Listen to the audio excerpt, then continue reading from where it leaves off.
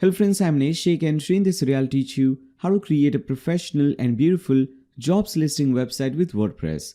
This website that we're going to create in this video has all the important features and functionalities that a professional job board website must have. Also, creating this website is really easy. You don't need to have any programming or coding knowledge to create this website. And the best thing about this website is that here everything happens on the front end. An employee can come to your website and submit jobs from the front end itself. They don't have to go to the back end for that. In fact, both candidates and employers have their own separate front end dashboard. If you want, you can also make some extra money creating different packages for employers and candidates. So for instance, if an employee wants to submit a job, they'll have to purchase a package for that. But obviously, if you want, you can also keep this process absolutely free. A candidate can come to your website, go through all the listed jobs and can apply for any job. If they want, they can also create a resume on your website and the employee will automatically reach the candidate. For example, if a candidate has mentioned in the resume that he or she is an MBA, and if an employer is also looking for an MBA on this website, then that employee will automatically get a notification about this particular candidate. Then a candidate can create resume from the front-end dashboard, and once completed, they can also download a PDF version of the resume. Candidates can also submit their CVs on the website, and employers can see those submitted CVs and can contact the candidate based on the CV.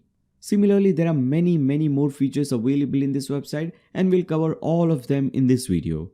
Now before that, let me show you a very quick demo of the website that we'll be creating in this video. So for example, this is the website that we'll be creating. If you see from top to bottom, first of all, the design of the website looks amazing. And there are more than 20 different designs. I'll show you many different designs. So if you don't like this design for some reason, you can select some other design as well. So if you hover over this thing, you can see that 17 different designs for homepage itself. Then for the job archive page, single job page, employer archive page, single employer page, all these pages, we'll see all of those very soon. First, let me show you the home page of this website. So this is the home page. At the right hand side at top, you will see we have the login register page. If you click on this, you will see a pop-up. If you want, you can log in as a candidate or as an employer. If you want, you can also register. If you click on this register link, you will see this pop-up. Now, if you want to sign up as a candidate, you can fill in this form, or if you want to sign up as an employer, you can select employer and you can fill in this form. After that, you can also submit a job from the front end itself. So first, let me actually do one thing. Let me try to submit a job without signing in. Let's see what happens. So if I click on job post, they will ask me to first log in. Only people who have logged in can post a job. So let me log in as an employer. So once you log in as an employer, you'll see sign in successful and you'll automatically be redirected to this page, to your dashboard page. So as I said earlier, you will get your dashboard. Both for candidates and employers, they have their front-end dashboard. Now, if I want to post a job, I can click on this job post button. Now, after that, if you want, you can, create different packages. There are two options. If you want to keep this process free, job posting feature, if you want to keep this thing free so that employers can come, they can post jobs for absolutely free. You can have that feature as well. Or if you want, there is one more option, this packages option. You can create different packages. Employer will have to purchase some package. For example, with this package, instead of $4.99, you can just keep it maybe $50, $20. And with this, maybe they can post 40 different jobs and 5 jobs will be featured. Featured jobs are those jobs which are displayed on the home page and on the search page, at top of the search page. I'll show you about these pages and these jobs very soon. They can select any package, then they can click on get started, or whatever package they select, they can click on this button. Now they will have to fill in the details related to the job, like job title, description, category, what is the salary that they are offering, qualification that they are looking for, all these details. They can enter the detail and they can click on save and preview. I'm not entering, so I cannot click on this button, but once you click on this button, in the next step, you can make the payment, and after that, this job will be featured or this job will be displayed on the website. And then because we are accepting payments on our website, we have to make sure that our website is 100% secure. So I'll also show you how you can create this SSL certificate and install this SSL certificate on your website so that your website is secure. And we'll also see how we can integrate different payment gateways so that you can directly accept payments through your customers. Now in the dashboard, you can see so many different options are available. First of all, if you see user dashboard, this will be the dashboard for your employer. If there is a candidate will also see a very similar dashboard. Now here, as you can see, this employer has posted 3 jobs and they have received 1 application. Let me explain you about these shortlisted things and application. So first of all, if I want to make some changes in my profile, this employer wants to make some changes in their profile, they can go to profile, they can change their email address, their address, they can change or upload different images for their company, all these things. Then they can click on my jobs and here they can see all the jobs that they have posted. So this employer has, as you can see, has posted 3 jobs: finance manager and health, general ledger accountant, and so on. And with this job, they have 1 applicant. So some candidate or some candidate showed some interest for this job. If this employer wants, they can also see who this candidate is and they can also contact that candidate. I'll show you how that is done. But first, let's see all the other details. When this was created, when this will expire, and after that, if this job is filled, for example, if you want to mark this thing as filled, you can click on this button and this job will now disappear from the website. Or if this employer wants to make some changes, they can click on edit. For example, if they want to change the timing, or if they want to change the qualification, or maybe if they want to change the salaries that they are offering, they can do that thing. Then they can submit a job. We have already seen this process. If you click on submit job, you can go through the process. Now we have the applicant jobs. So as I said earlier, there is 1 applicant that we received for this job, finance manager and health. Now if you want to see the more details about this applicant, first of all, if you want to download their CV or resume, you can click on this download button and just click on this button. Their CV or resume will be downloaded. As you can see, PDF version of that is downloaded. If you want to see, for example, if you want to see the profile page of this candidate, you can click on this candidate. You can see the profile page of the candidate. Like, this candidate is basically UI designer, and where this candidate is based on, and what is the salary that they are looking for, details about the candidate, location of the candidate, educational detail like bachelor in fine art, from which college, at which year. Then after that, work and experience. Just like LinkedIn, if you have seen LinkedIn or any other website, we see a very similar process over here. So this person was, as a product designer, has worked as a product designer for Spotify from this period till this period. So you can see all these details: portfolio, awards, video. If there is any video showcasing the work of this particular candidate, they can do that thing as well. Or if this employer does not like this candidate, you can also display some related candidates with similar job profiles. So or similar all these details, education and work experience. You can see display a similar candidate, and this employer can select this candidate. Then after that, this employer can also see details about the candidate, like what salary they are looking for, experience they have, age, qualification, phone number, email address, all these details. They can also download their CV and PDF. If they directly want to contact the candidate, they can do that thing as well. Okay, so whenever there is any candidate who will show any interest in any job, this employee can see about this candidate. If they want, they can also create a meeting with this candidate. Maybe I want to talk to this candidate, so I can click on create meeting. I'll type in the date, for duration, time, and message. Maybe in the message you can give the link if it is a Zoom meeting or any other meeting, or you can give them the address, or you can just give them some appointment and you can have a meeting with that. If you want to remove them or reject or approve the applicant, you can do that thing as well. You can also do one thing: you can shortlist candidates. So you can go to the all candidates. For example, I have shortlisted 2 candidates. So you can go to this candidates page, which is available in this website. You can go through all the candidates. Maybe if you go to this candidate's profile, and if you see that all her job profile, all her education and work experience matches the job profile that you're looking for, and maybe this is a perfect fit for your job, then you can do one thing: you can shortlist this candidate. So you can click on shortlist, and this candidate is now shortlisted. Or you can do one thing: you can also invite her for the job. So you can click on invite, and as you can see, we have uploaded, or we have created these 3 jobs. So maybe I want to employ, or I want to invite her for this job. Okay, finance manager. So I can click on invite, and now this person will get an email invitation for this job. Okay, so this is how it works. Similarly, candidates can also log in to your website, and they can go to the employers page or jobs page if they want to work for any employer. For example, I want to work for Upwork, maybe, okay, or Stripe, any employer. So you can do one thing: you can set alert notifications. So whenever there is any new job opening from this particular employer, you will get a job notification. If you want, you can also do one thing: you can shortlist the employer, you can private message the employer, you can contact the employer. Or if you want to find any job, so for example, if you're not an employer, you are a candidate, and if you're finding for a job, if you're searching for a job, you can go to this page. Now there are many different pages and styles for job finding page. For example, we have the list style. In list also we have 5-6 different styles. So this is jobs will display like this in a list form. We also have a grid style. In grid also we have 5-6 different styles. So job will display in this grid manner. Then we also have half map and half list, half map and half grid, something like that. So you can also see, okay, in this location 7 different jobs. In this location, as you can see the exact location of the job as well. So you have this option as well.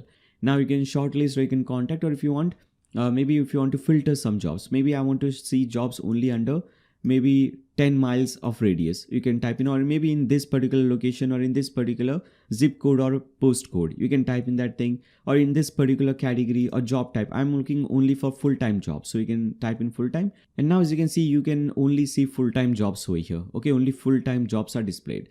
So you have all these options, and you can do one thing, you can add a job alert. So whenever any job that fits these filtrations, whenever there is any job available for that, you can send a job alert, a job notification to me. So you can type in the job details, whether you want to receive weekly alerts or daily alerts or monthly alerts. So you can type in and click on save job alerts. So this option is also available. Now with this, we'll also see some other pages like your blog page. So we'll see how you can create different blog posts, and these blog posts will help you to generate some extra traffic through Google search results. Then similarly, we'll also see how to create some other pages like your about page, contact page, facts page, terms page, all these pages, just to make sure that your website is more complete. There is nothing missing from your website. So we'll see everything from top to bottom. Now I think I did not show you the homepage. Let me very quickly show you the homepage as well. So this is your banner section. There are many different styles for banner section as well. If you see the homepage, there are 17 different styles, both for banner section and for job listing and for all the other sections. So you can have a title, subtitle, you can type in the job and in which location, which city you're looking this job for, and you can or if you want to upload your resume or CV as a candidate, you can do that thing as well. Then if you want to search jobs based on different categories, maybe I want to see jobs only related to marketing, you can click on marketing. Then you can see all the jobs related to marketing. Okay, as you can see, these are all marketing jobs. Okay, so we have this option, category option as well. Then how it works, how this website works, you register, create an account, explore thousands of different resumes, or if you're a candidate, then you will explore thousands of different jobs, and if you'll find the most suitable job profile. Then you can also you can create these options as well. If somebody is looking for temporary job, internship, full-time, part-time, you can also create this section. You can create some other section to create for users to create an account. If somebody is an employer, you can recommend them, you can encourage them to create an account on your website, register on your website.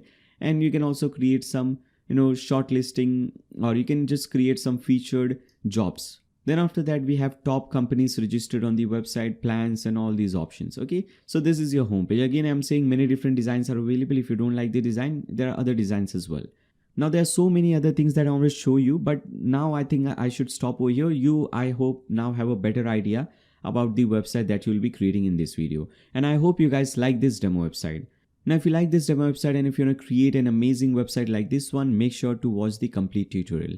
And before you proceed further, make sure to also subscribe and click on the bell icon so that you don't miss any future notifications. And if you like this video, give a thumbs up to this video, share it with your friends on Facebook, Twitter, WhatsApp, whatever social media platform you use. And throughout the video, if you have any doubts, any comments, any suggestions for me, you can always leave them in the comments section below. Now let's start creating this website. Right, so now to create any kind of website, whether it's a job board website, an e-commerce website, a simple blog, business website, any kind of website, we need two basic things: a domain name and a hosting account. A domain name is simply the name or the URL of your website. For example, blogdude.com, youtube.com, linkedin.com, nayyar.com. All these things are different domain names. So we'll also have to register a domain name on the internet, so that whenever someone wants to visit your website, they can simply type in this domain name in the browser URL bar and they can land on your website. Now the second and the most important thing is your website's hosting. Hosting is basically a computer or a server wherein your entire website is saved. So if you see this website from top to bottom, all the different pages, media files, database, this entire website is saved in a server, and that server is running 24/7. So that whenever someone wants to visit your website from any particular country at any given time, they can always see your website live because your server is always up and running.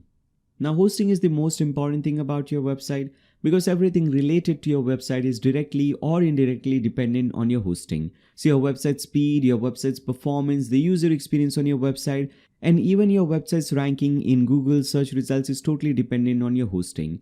So if you select a good and reliable hosting, your website speed and performance will be amazing. User experience on your website will be pretty good. Your website will be very secure. This is also very important. So for anybody to attack or hack your website, it will be almost impossible. And with that, most importantly, you will get better ranking in Google search results. And obviously, in contrast to that, if you select a cheap, crappy hosting, everything will be opposite of that. Now there are literally thousands of different hosting providers available in the market, but unfortunately only a handful of them are really good enough to consider. But you don't have to worry about that, because I'll recommend you one hosting which is very good, very fast, but at the same time very affordable. So for that, you can do one thing: open a new tab and type in blogdo.com/hostinger. In fact, you don't even have to type in this thing. This link is also given to you in the video description below. So you can simply click on that link and you should be now redirected to this page. Now this is the hosting that will be using WordPress hosting for Hostinger. Okay, so with Hostinger also there are many different types of hosting. We have shared hosting, VPS, WordPress hosting, cloud hosting, many different types of hostings. Because we will be using WordPress to create our website, we obviously want to go with WordPress managed hosting.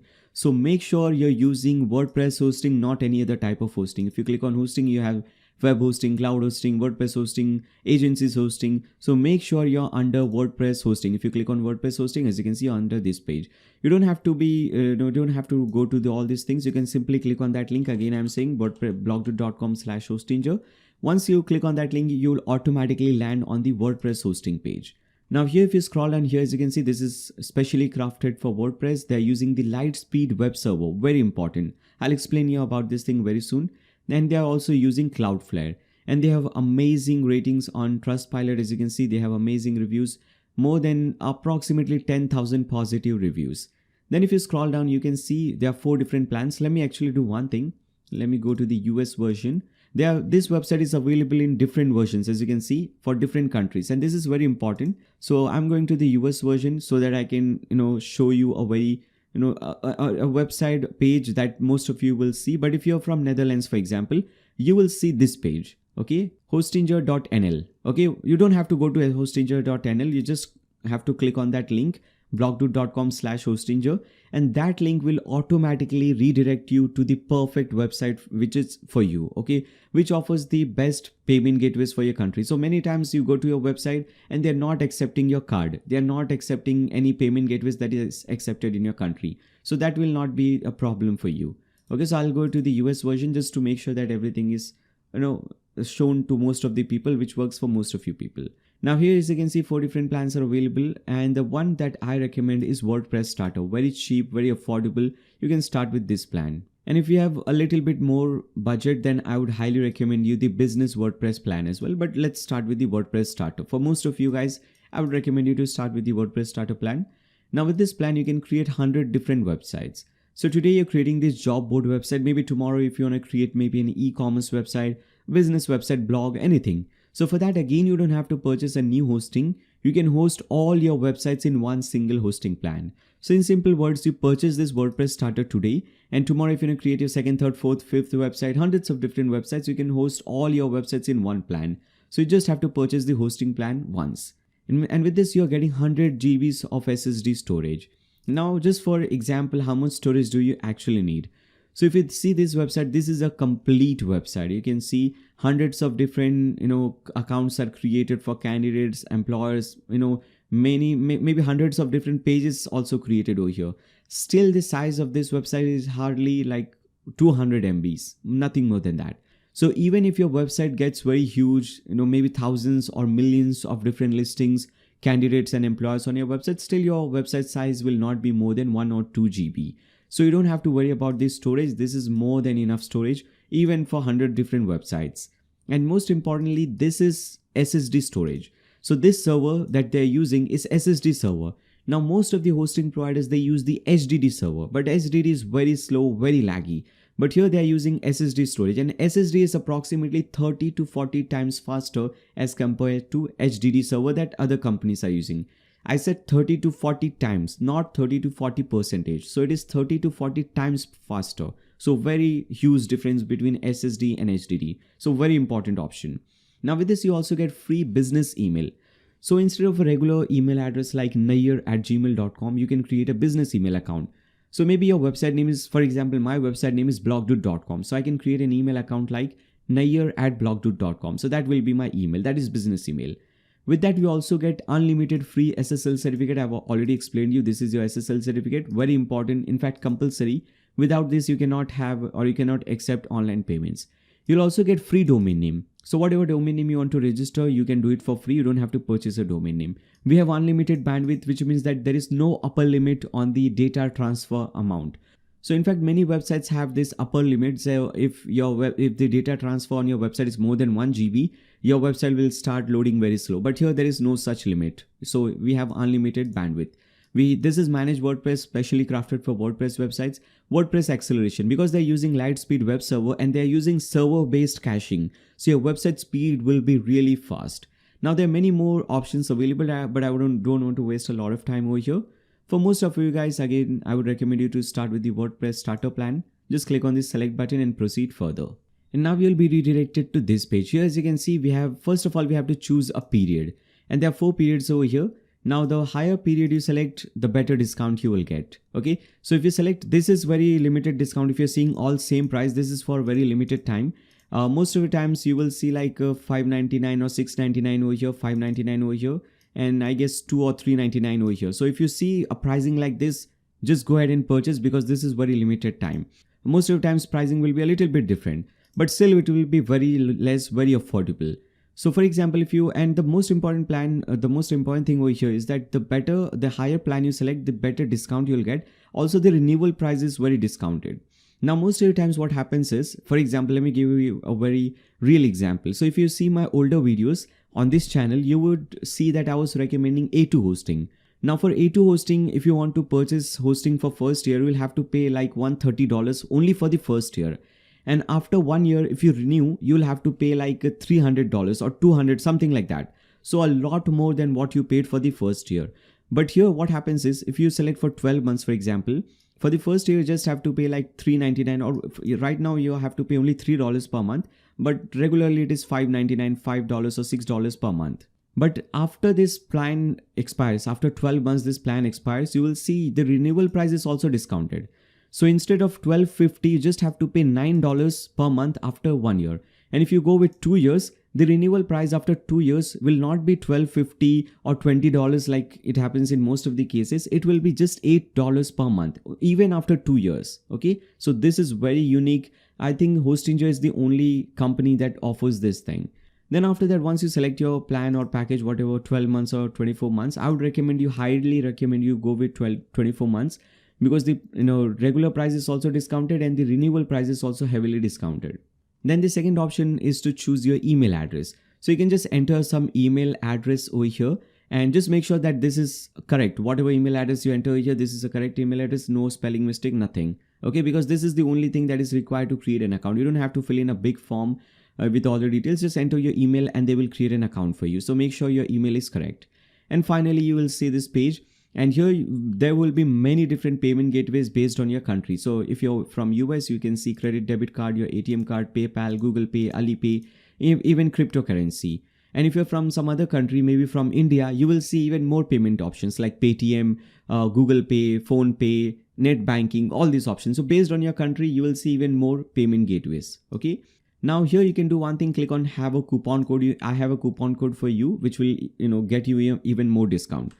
So just enter this coupon code Nayyar, Nayyar, and click on apply. Now instead of $85, you'll see this is now $78.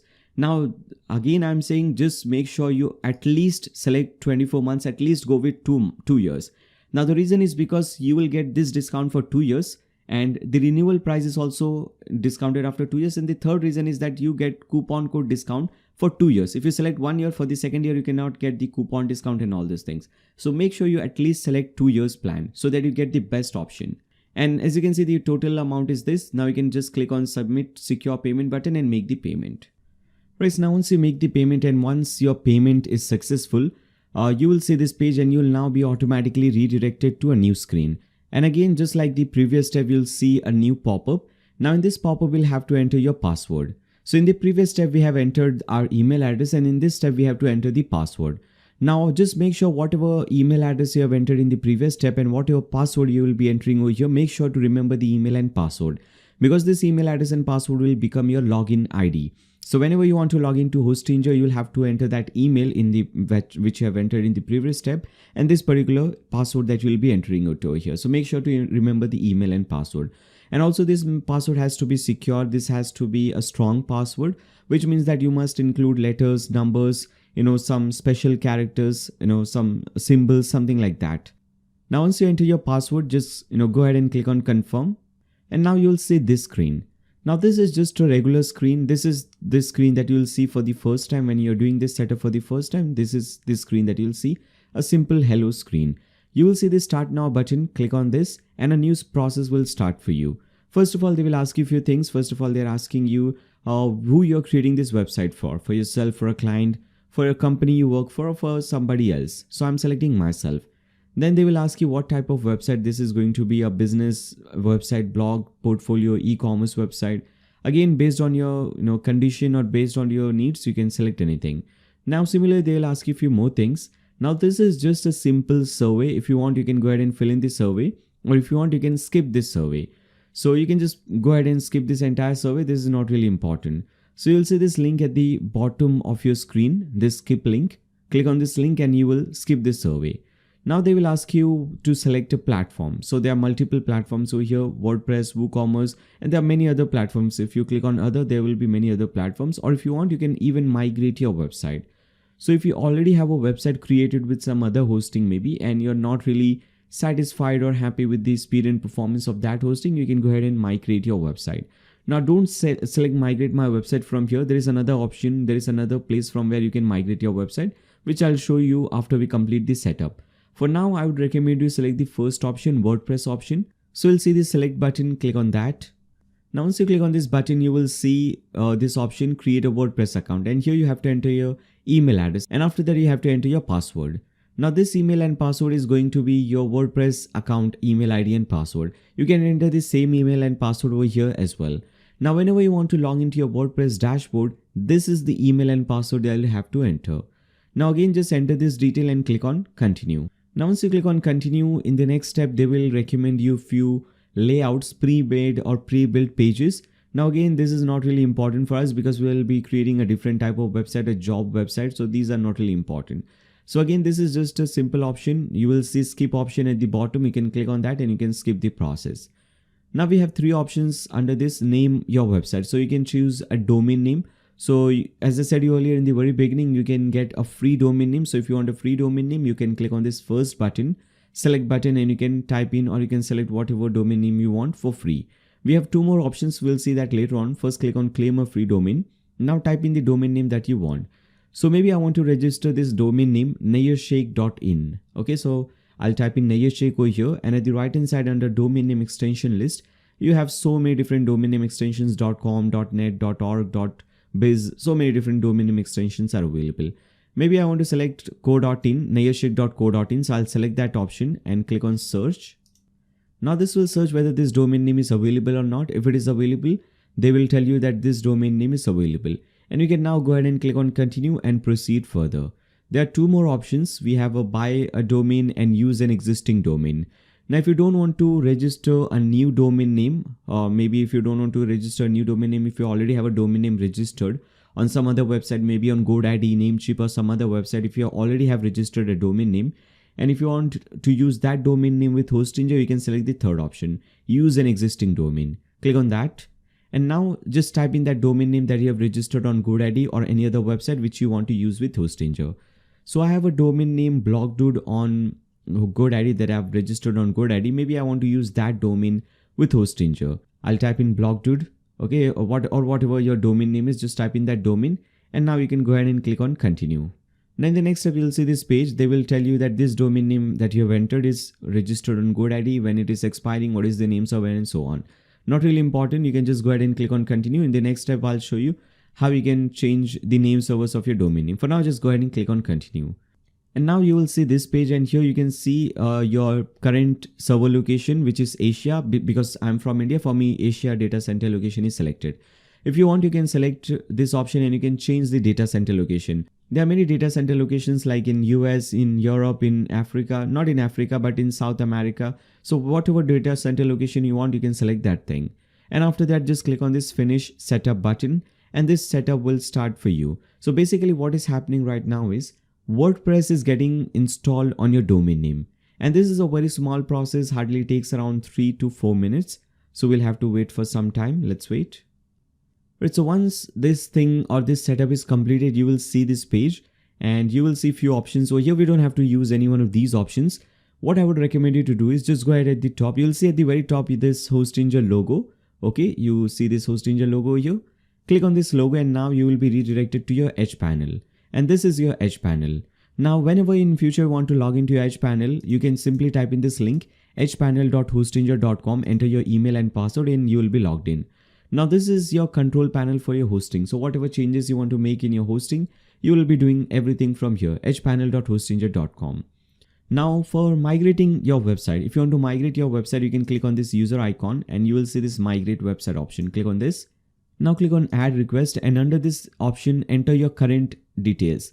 So the current website that you have, wherever it is registered and whatever the details are available. So your current website name, your current domain name. So you have to select the current, hosting provider. You can select all these things and click on add request. Now again, let's come back to Hostinger dashboard. Now here you will see this second option is hosting option. Click on that. Now, first of all, if you have selected that option, use an existing domain or if you want to use another domain.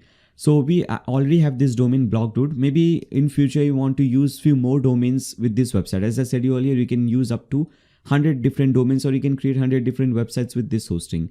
So in future, if you want to create if you want to use another domain or if you want to create another website, you have to click on this plus button, add a website.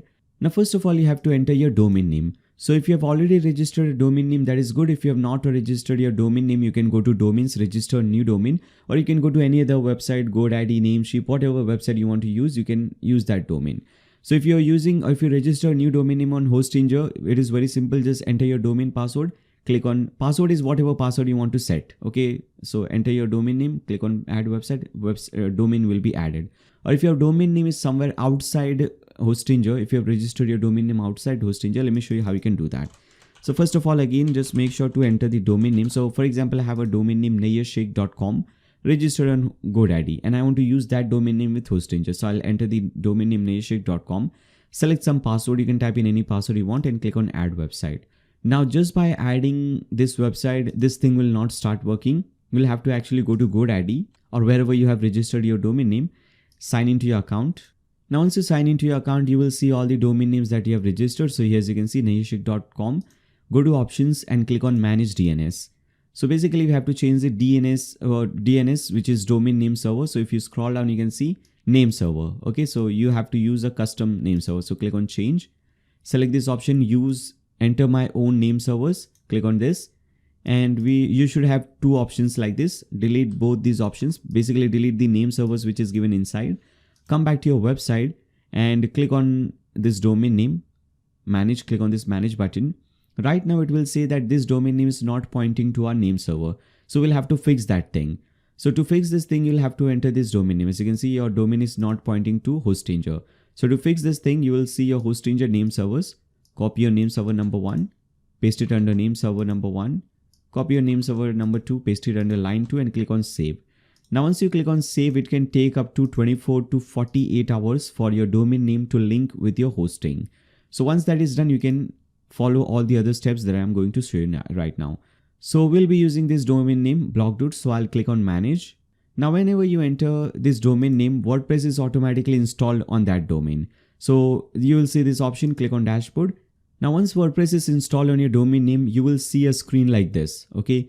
Core option, speed and security. It will show you the PHP version. What is the current version which is installed on your website?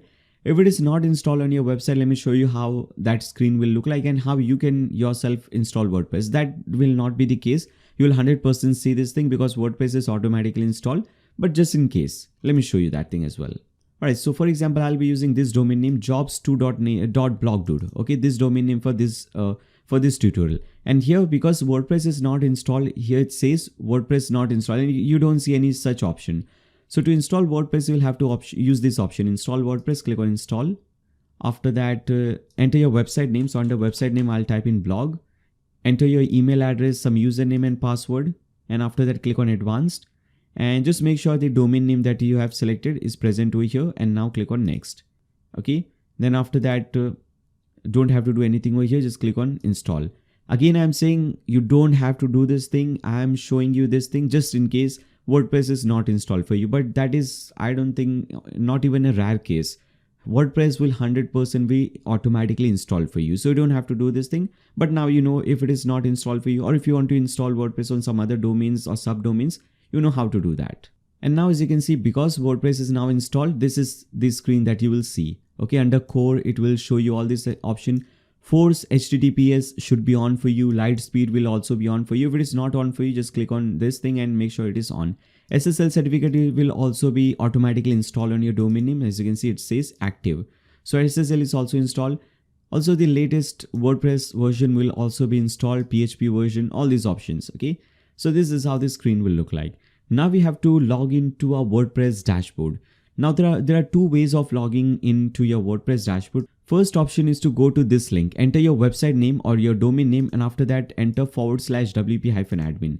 So in this case, as you can see, it is jobs2.blogdude. So I'll enter jobs2.blogdude/wp-admin. It is if for you it is example.com, so example.com/wp-admin. Then you'll have to enter your email and password and click on login. Okay, now you'll be logged into your dashboard, and this is your dashboard. Now if for some reason in future, if you forget your email or password, anything like that, there is another simple way. You can log into your Edge panel, come to this website, click on dashboard. Okay, select your domain name from here. Maybe I want to select this domain name, click on dashboard, or just click on hosting. Follow the same process, click on manage. Now click on dashboard, you will come to this page. Now once you come to this page, you can simply click on this button, edit website button. And here you don't have to enter any email address, any username or password. You'll automatically be logged into your dashboard.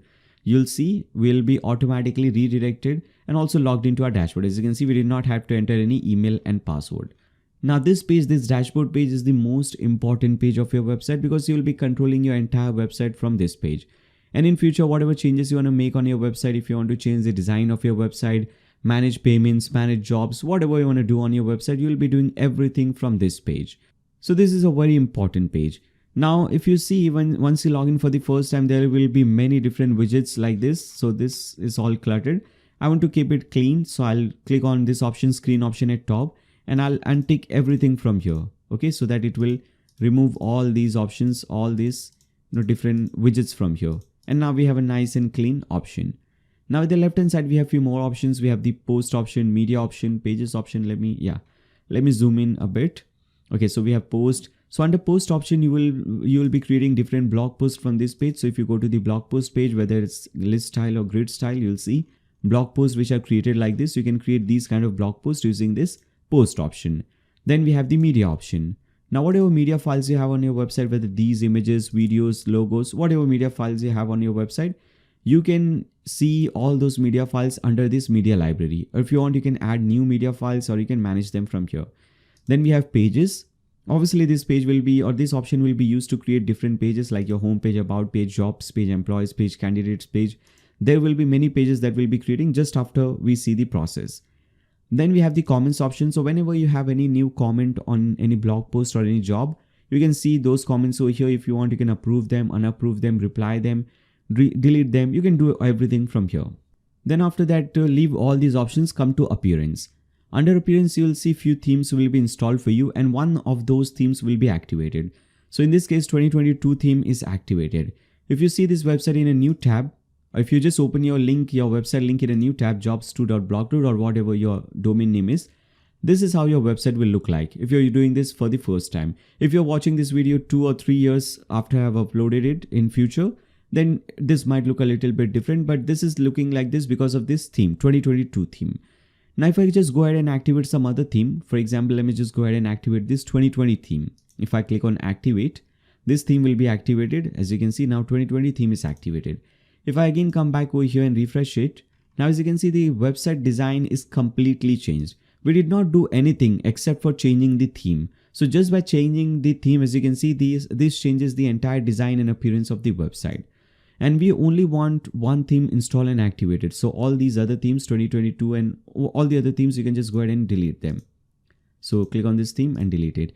And we don't want this 2020 theme as well, or any of these themes. We'll be using a completely different theme to create a completely different website. These are all for just simple blog themes. Okay, we want to create a very advanced jobs board theme. So in the next step, I'll show you how you can change this theme.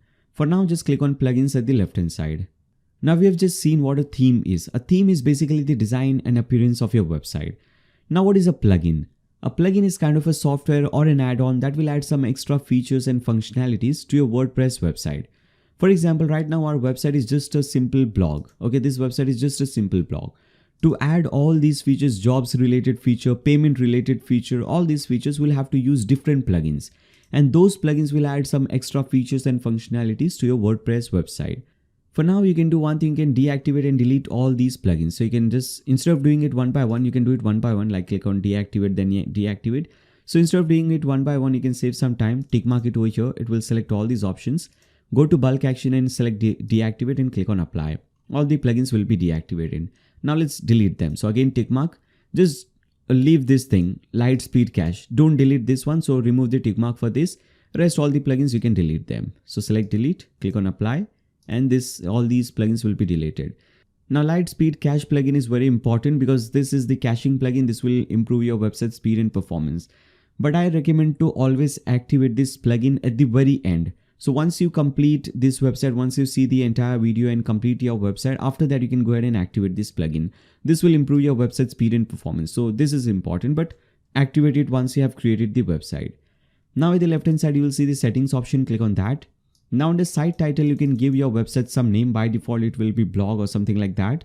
So under my website name, maybe I'll type in blog dude. Okay. And after that, under tagline, I'll type in best jobs website in Mumbai, for Mumbai. Okay. So as you can see, I'm targeting a very specific location. This is jobs only based in Mumbai.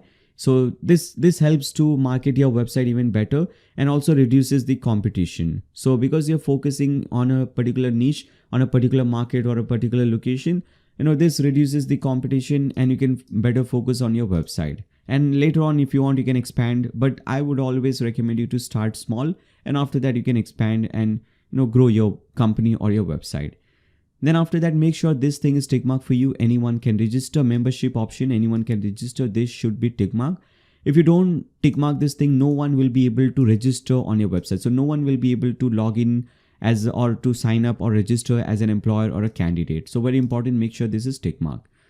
Then under time zone, change the time zone based on your country. So because I'm from India, I'll change this thing to Kolkata time zone. Now click on save changes.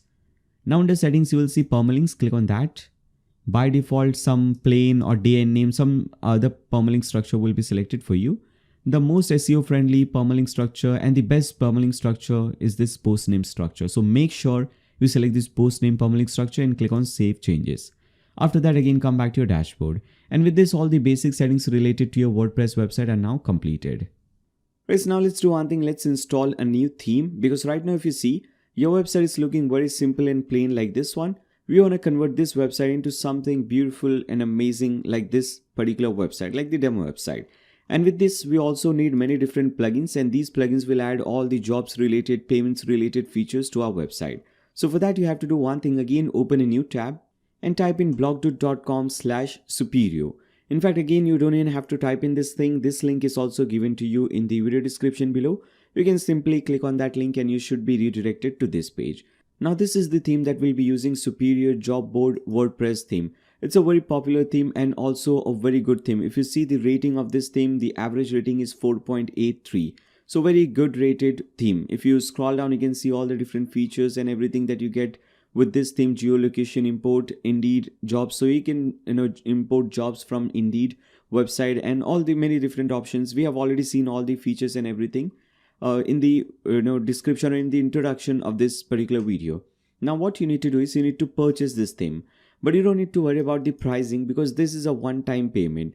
So just by paying $59, you can use this payment, or you can use this theme on your website for lifetime. There is no renewal or subscription, anything like that. This is a one-time payment. So you purchase this theme once and you can use this on your website for lifetime. And not only that, even future updates are free. So in future, whenever there is any new update, new feature added to this particular theme, or new layouts and designs are added to this particular theme, you will even keep on getting those updates and features for lifetime. And with that, we also get 6 months of support from the theme developer. So if you have any problem with the theme, installing the theme, or if you're not finding the feature that you're looking for, anything like that, you can you can raise a new ticket, you can go to support, you can raise a new ticket with this theme developer and they will help you out. So you have a 6 month support for that as well. Now you just need to go ahead and click on add to cart and purchase this theme. Now once you purchase this theme, you will see your username over here at the top right corner. Under that you will see downloads. Click on that. And over here you will see all the different themes and plugins that you have purchased. Let's see here. This is Superio job board WordPress theme. So you should see a theme like this. You need to click on this download button and select the second option, installable WordPress file only. Not the first option, only the second option. Because we want only the zip file that we need to install. Okay, so once you install this thing, once you download this thing, you have to come back to your website. And now you have to click on this appearance at the left hand side. Now we have to click on this add new button to add a new theme, and because we have the file, we can upload the theme. So click on this button upload theme and you can simply choose this file and now click on install now. And your new theme is getting installed. Now once this theme is successfully installed, you will get an option to activate this theme.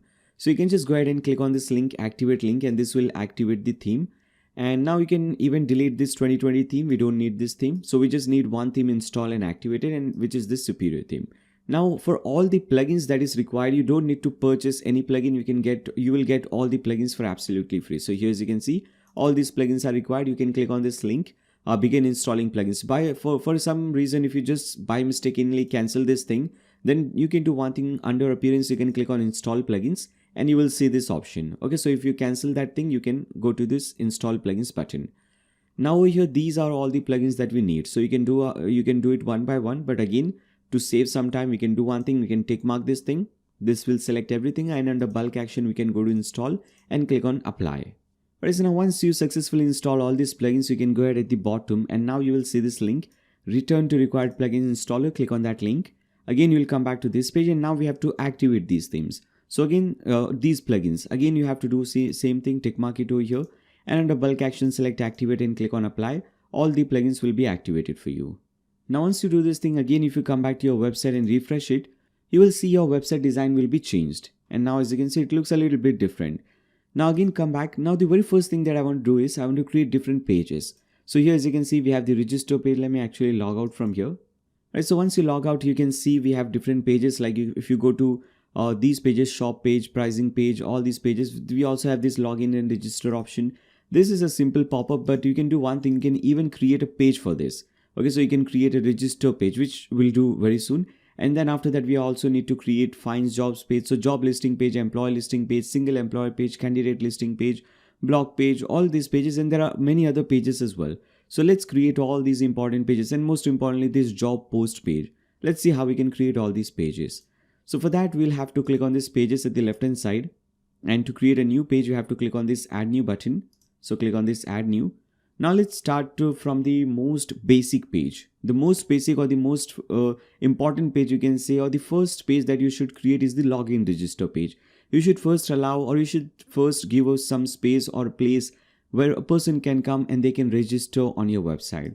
So for that, we'll create the login and register page because this is the beginning of the process. So I'll give it a title of maybe login/register. Okay.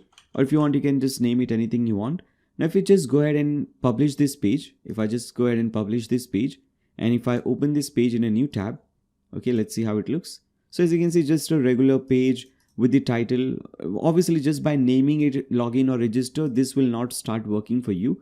You will have to actually create that thing. Okay, you'll have to create that page. Now to create this page, you can do one thing. You can click on this button, edit with Elementor, click on this button. We'll be using Elementor to create this page. In fact, we'll be using Elementor to create most of the pages on this website. Now, I'll explain you in detail more about Elementor later on in this video. Right now, I'll go very quickly because this is a very simple page and we don't have a lot of things to do over here.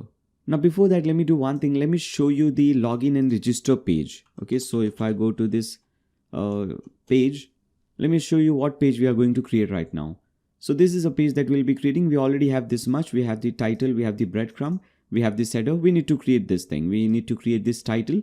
Then we need to add the login form. Then we need to create this title, another title, and then we want this registration form. So for that, we'll do one thing. First of all, you can see we have two columns. Okay, one at the left hand side for login, one at the right hand side for registration. So we'll have to create two columns over here. Now, before we do that, let me very quickly explain you what this Elementor is and how this works. For most of the people, I know you already know, but for few of you who don't know, who are watching this for the first time, or you're watching my first video or anything like that, you understand how it works. Now, if you see any page, whatever page you're talking about, whether it's the home page, about page, contact page, any page, all these pages are created into different sections. For example, here as you can see, this is your hero section or your header section. Then we have the category section, then how it works section, then this section, then the latest job section, and so on. So here also, in this page also, we have to create section by section. And under these sections, we have to create and we have to use these elements. If you see at the left hand side, we have these elements. So we'll be using these elements to create this thing. In fact, this whole page, this entire page is created using these simple elements. Now, first what we do is first we create a section and then we divide it into different sections. Okay, or in different columns. So first, to create a new section, you click on this plus button. Now you decide how many columns you want. So maybe we want 2 columns. So I'll select 2 columns. Now once you add this thing, at the left hand side settings will change. Now you no more see those elements. So you see edit section option because you're using this section setting. Let me again do it. So here as you can see. Now if you again want to go back to those elements, you have to click on this 9 dots icon. If you follow my mouse cursor, click on this 9 dots icon, you are again come back to this option, this elements option. Now suppose if I want to add a button, okay, so what I'll do is I'll simply drag and drop the button over here, and this is how the button will look like. And again, because we're using an element, at the left hand side settings will change, and now because we're using the button element, here it says edit button. Now we can do some changes for this button. Now for every single element there will be 3 sections. Content section, under content section obviously you can change the type, text, all this basic content detail. Then we have the style section, under which obviously you can change the styling and all, like the color of the button, the size of the button, font family, all these things can be changed from here. And then we have the advanced option, in which you can change the margin, padding, positioning, z-index, all the advanced things. Okay. Again, if you want to come back to the elements option, you can click on this 9 dots icon. You'll come back to this page. Now for the second option, maybe I want to use an icon. So I'll drag and drop the icon over here. Now instead of this star icon, maybe I want to select this t-shirt icon, or maybe this truck icon. So I can simply select this thing, and again over here also if you see, we have the same 3 options: content, style, and advanced. Again, under content we have changed the icon. Under style you can change the size, you can rotate the icon if you want. Okay, you can rotate it like this. You can even increase or decrease the number, it will rotate the icon for you. If you want, you can change the color of the icon, anything like that. You can do some advanced things. Okay. Again, if you want to do some changes on the button, you can simply click on the button, and again you will see edit button. So this is how easy it is to use this thing. Now I'll cancel this thing and we'll start creating the login register page. Now in this page, as you can see, we have 2 columns. So again, we have to add a new section, 2 columns. Now in the left column, first we have this title. So I'll copy the title, and to use the title, we'll be using this heading element. So I'll drag and drop the heading and type in whatever I want, or just paste in this thing, log into Superio. Now the styling over here is different. If you see, this is blue, bigger, bolder, but here this is this black color and smaller, and a different style for the font. So to do this styling, you have to go to style. Let's change the text color. Let's see what this color is. So if you want to know the color of font family of any website, you can simply select this section, or just move your mouse cursor over here, right click, and after that select this inspect option. Now once you select the inspect option, you can see at the bottom it will show you the elements at the left hand side, and at the right hand side it will show you the styling. So at the right hand side, if you see in this small box, you can see this is the color code, this is the font. Okay, everything will be shown to you. So right now we just want the color code, which is this 202124. So I'll copy this color, come over here, and under text color I'll paste in the color. Now once you paste in the color, you can do one thing, you can actually save the color. Because we want to use this color, we'll be using this color multiple times on our website. So we want to make sure that we want to save this color. Next time we don't have to inspect element and everything, we already have the color. So to save this color code, you can click on this plus button, create new global color, and you can name it anything you want. So I'll just name it black color, okay, and click on create. Now next time when you want to use it, you can just click on the globe icon, and here you will see this black color will be given to you, and it will have this color code. Okay, so this will save you some time.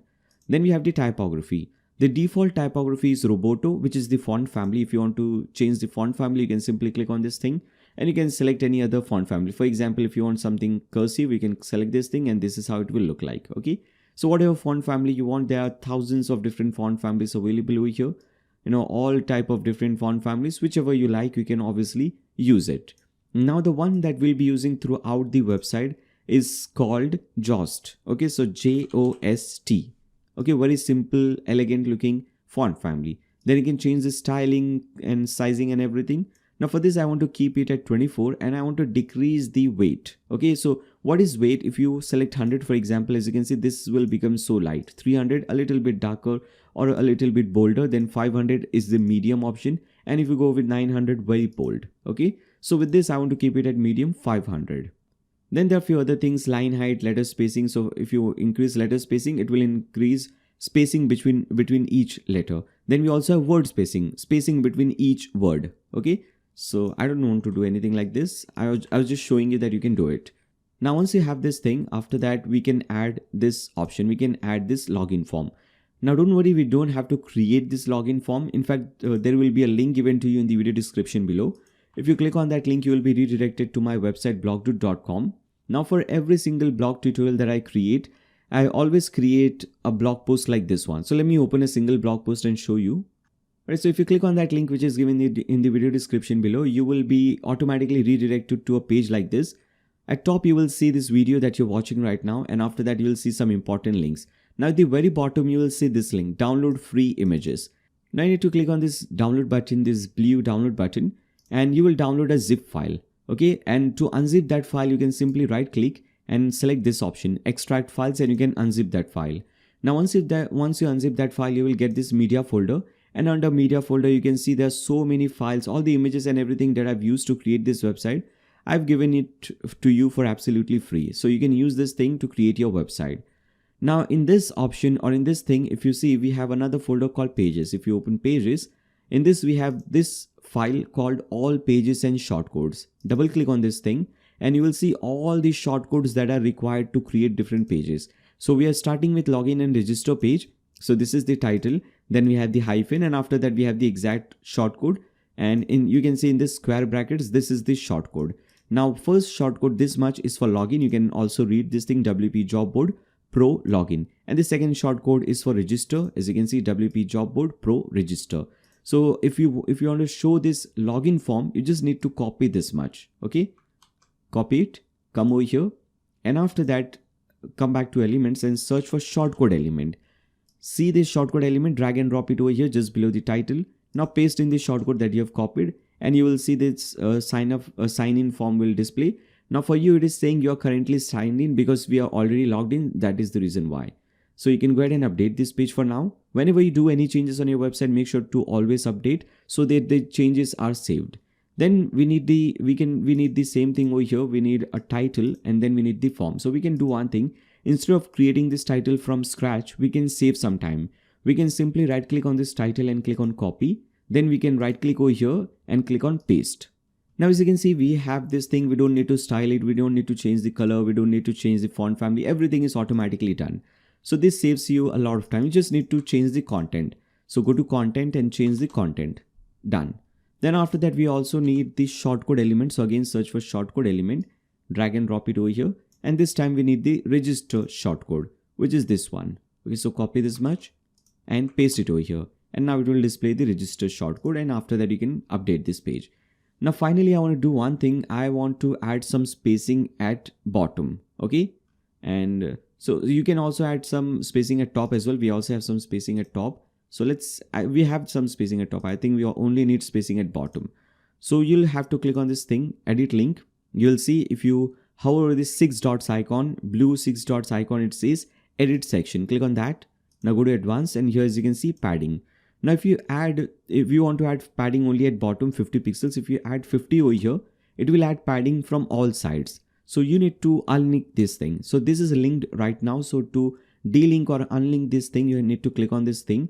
So the link is thing. So basically it was locked, we have to unlock it, and after that under bottom type in 50, and now only 50 at the bottom will be added. Now click on update, and just like this you have created your login register page. Now let's come back to our dashboard. So to come back to your dashboard, you can click on this hamburger icon and click on exit. If you're doing this for the first time, they will ask you where do you want to exit. So whenever you exit, do you want to directly go to dashboard or this post? Make sure you select this post and click on apply, click on leave. Now we'll come back to this page, and we have done some changes. Now let's open this page in a new private window. So you can do one thing, you can click on permalink, which is given at the right hand side, and copy the link. Here as you can see, view page, and this is the link. Copy the link, copy link address, and let's open this website in a new incognito window. Let's open this link so that we can see how this page is looking. Alright, so here as you can see, this is the login page, register page. We have spacing at bottom. Okay, if you want, you can also do one thing, you can add some spacing in between these two columns. Okay, so we let's again click on edit with Elementor. Now you can do one thing, you can select this option, edit column, go to advanced, and you can add some margin at right. So margin or padding, whatever you want at right. Let me actually do one thing, or maybe let's add margin at right, not padding.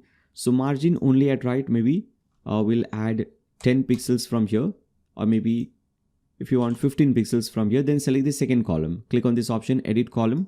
If you see edit column, now for this we want to add at left. Okay, so for the left we want to right, and for the right column we want to add it left, so that we have some spacing in between.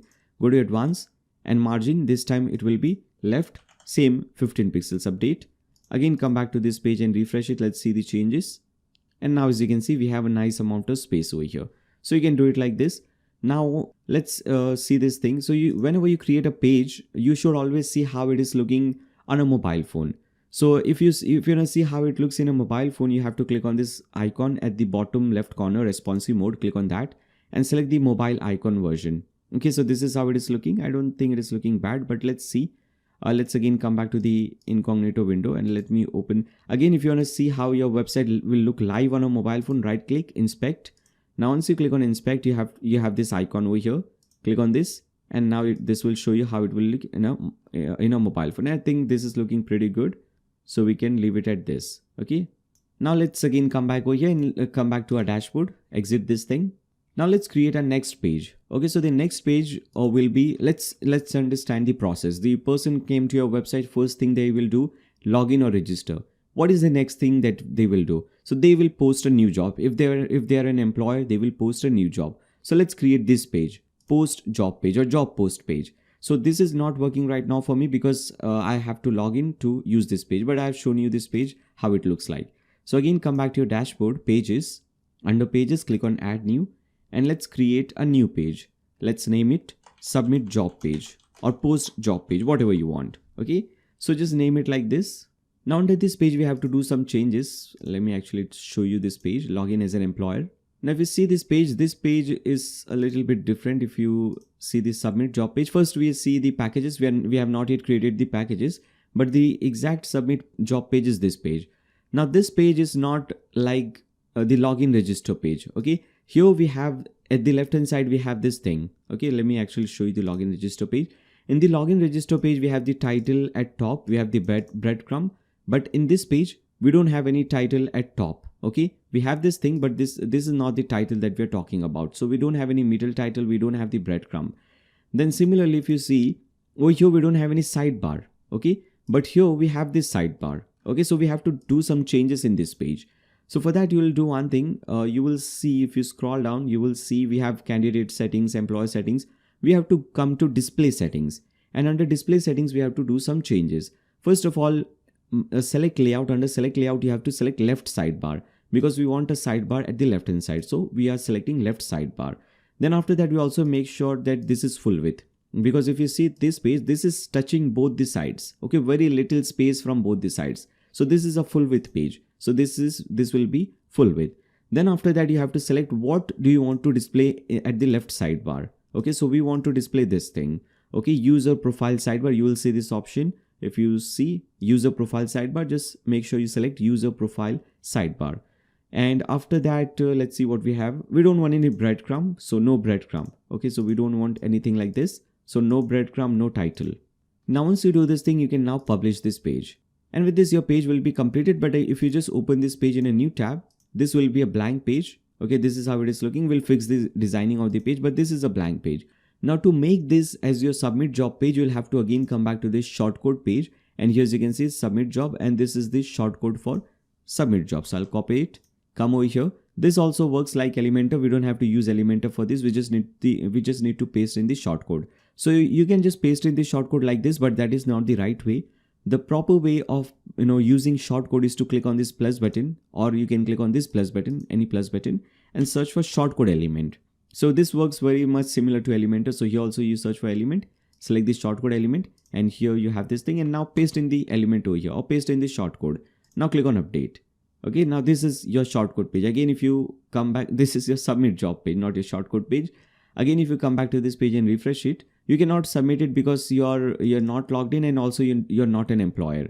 Okay, so you have to be an employer to use this page. But this page is created, don't worry about that thing. Later on in this video, I'll create an account as an employer, and I'll show you this page that this is working. Let's again come back. Now before we move forward and before we create other pages, because there are many other pages that we need to create the candidates page, jobs listing page, dashboard page, profile page, resume page. Many pages are needed to be created.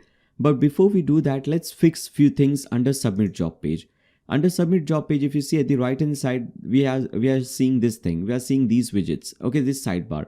But if you remember, we had selected left sidebar. That left sidebar is not displaying. In fact, the right sidebar is displaying, and that is because of one simple problem. We can easily fix this problem. So to fix this thing, you have to hover over appearance and click on widgets. Okay, under appearance, click on widgets. And over here, you will see the default sidebar default. Under this, you will see few blocks. You need to delete these blocks. Okay, so these are the things that are causing this problem. Okay, so it is deleted. Again, if you come back to submit job, refresh it, this thing will be gone. We still don't have the left sidebar because we have not added anything under sidebar. If you remember, we had selected this user profile sidebar. Now because this user profile sidebar is empty, we are not seeing the left sidebar. Later on in this video, we'll add different things under this user profile sidebar, like we'll add all these links and this menu. Once you add that thing, you will see this left sidebar. So don't worry about this thing. Another thing that we need to do is we need to set this page as a submit job page. We have created this page. This is our submit job page, but we also have to set this page so that whenever somebody clicks on job post page, they're automatically redirected to the submit job page. So to set this page, you'll see this option under employers. You will see this option. In fact, under jobs, you will see this option settings. Okay, under jobs, you will see settings. Click on that. And over here, you will see job submission. Now, because we are creating submit job page, we have to go to job submission option. And then we have this submit job form page. Under this, you have to select the submit job that you just created. And here also you can see the sidebar, or here also you can see the shortcode that you have to use. I've given you all the shortcode in one place. Okay, so this is the shortcode. If you see, I've already given you all the shortcode in one place so that you don't have to go here and there. Once you do this thing, you can go ahead and click on save settings. Now there are other shortcodes as well. If you go to pages, okay, here as you can see for jobs page, all these shortcodes for different pages, but you don't have to go to this. I've given you all the shortcodes in one single place. Now once you have set that page, if you refresh it, this page is set now. Now whenever somebody clicks on this button, we have not yet created the button, but once we create the button, when somebody clicks on this button, they will be redirected to this page. Now let's do one thing. Let's also set the login and register page because we have created that page. So because I see this option over here, because we have created this page, we can just set this page as a login register page, and you can see the shortcode both for login and register. So you can go ahead and click on save settings. So because we have created these two pages, we have also set these two pages. Now, right now, this is not working for me. This submit job page is not working for me because this page will only work for an employer. I'm an admin, I'm not an employer. So let me actually do one thing, go back to this page, this incognito website that we opened our website in this incognito mode. Now let me go ahead and create an account as an employer, a dummy account, a demo account as an employer, and let me show you all the other things. So let me enter some email address over here. All right, so this is for employers. This is employer's email address, and after that I'll type in some password, and under confirm password, type in the same password, and now click on register now. Now once you register, okay, here your password must have at least one lower and at least one uppercase. So let me change this password. Now let's try it again. Click on register now, and now once you're registered, you will be automatically redirected. Now because there are only 2 pages that we have created, you're automatically redirected to the login page. Later on, when we create the dashboard page or profile page, you will be redirected, and we'll do the setting that you want your, where do you want your customers, your employees and candidates to be redirected to once they log in or sign up. So we'll change that setting later on once we create all the pages. Now, right now, the thing that I want to see right now is I want to see this submit job page, how it is working. So let's see the submit job page. You can see, if you don't know the link of this page, you can go to your pages. Under pages, you can go to pages. You can go to submit job, which is over here, and we have the view. Right click on view, click on copy link address. This will be your link. You can paste it over here. Now this is our submit job page. Again, we don't have anything in the sidebar because we have not added anything. Now only thing that we see is this button, save and preview. And how a submit job page should look like, I think I have shown you.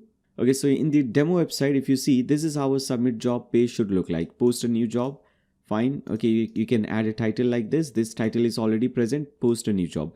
But everything after that, this is all blank, all these things, and only the button is available. So we have to add all these different elements, okay? All these different options that you see, starting with featured image, and you can add some more images and icons. So for a job, if you open a single job, what all things are required? Let's open a single job. Let's see what all things are required. So in this job, as you can see, we have this icon required. We have the title. What is the title of the job, categories of the job, location of the job, job posted, what is the salary they are offering, job description, key responsibilities, images, videos related to jobs. Then at the right hand side, job skills, job location, qualification, all these things. Okay. So what we are doing right now is we are creating this form, and whatever this employer fills in, whatever details they will fill in under this form, this detail will automatically convert into this beautiful page. Okay. And there are many different styles for this page as well. So let's again come back over here, and we need to do one thing. We need to create these options, these elements, because this is all blank. So to do this thing, you'll have to again hover over jobs, because this is all related to jobs. So under jobs, you will see this option fields manager. Click on that. And here you will see few things are already created. But if you just click on update, this thing will work for you. Again, if you come back, we did not do anything. We just clicked on update. Again, if you come back to this page and refresh it, so just by clicking on that update page, as you can see, few things are added. Job title and description, which is the most basic thing, is added. What I want for this one is, first I want this title, post job. Okay, instead of general title, it was something general, I guess, general. So instead of general, I want post job, and after that I want image first, and after that I want the title and description. We'll create this option, create a custom field. Okay, under custom field, you have to select this option. Okay. Under form UI, you will see under form UI, we have the heading. Click on heading, click on create. Okay. This thing will be created. This is the custom field. Bring it at the very top. Click on this pencil button to expand this thing. And under this, I want to type in this thing, post job. Okay. So I'll type in this thing, and a column inner. What all things comes under this thing, under this title. Okay. Under this heading, whatever will come, it will mostly go in 2 columns, maximum 2 columns. Okay, so here if you see this page, some things, this cannot be 2 columns. This is the most important thing, job title and description. So this is 1 column. All the other things, most of the things, if you see, this is in 2 columns. So if you want 1 column or 2 columns or 3 columns, you can have that thing. Okay, so I'm saying that all these things can be added in 2 columns. If you want, you can also add these things in 3 columns. I am adding 2 columns. Okay. Then after that, let's see what we have. We have the job title and description. Then job title and description, we have categories, type, tags, gender. So you can go ahead and now, in fact, before that, the very first thing we have is this image. Okay, so we have the logo image. I'll bring this logo image at the very top. First, add this image, bring it just below the title. Okay, just below this heading, title or heading. And under this, we also make sure to add this thing, what all file types are, allowed. So you can select all the file types that are allowed. Okay, so maybe I'm selecting these 4 or 5 different types. And logo image is this image, as I have explained you. Okay, we also want featured image. If somebody wants to add any image in the background, which is not recommended, but still banner image, you can add this banner image. I'll explain you what this banner image is. Once we create an app, once we create a job, you will understand this thing. So this is going to be a banner image. And again, whenever you're using this image option, make sure to always select file types. Okay. And then below this, we want categories, type, tag, gender, all these things. So you can go ahead and add these things. Let's see. Well, let's add category. Okay. Type, tag, gender. Then after that, you can see all these things, experience, everything. In fact, let me just go ahead and add it like this. Okay. Minimum salary, maximum salary. And you can obviously go ahead and, rearrange them later on. First, let me just add all the elements. Okay, then we'll rearrange it. Now, whatever thing you want at the bottom, you should always bring them at bottom, obviously.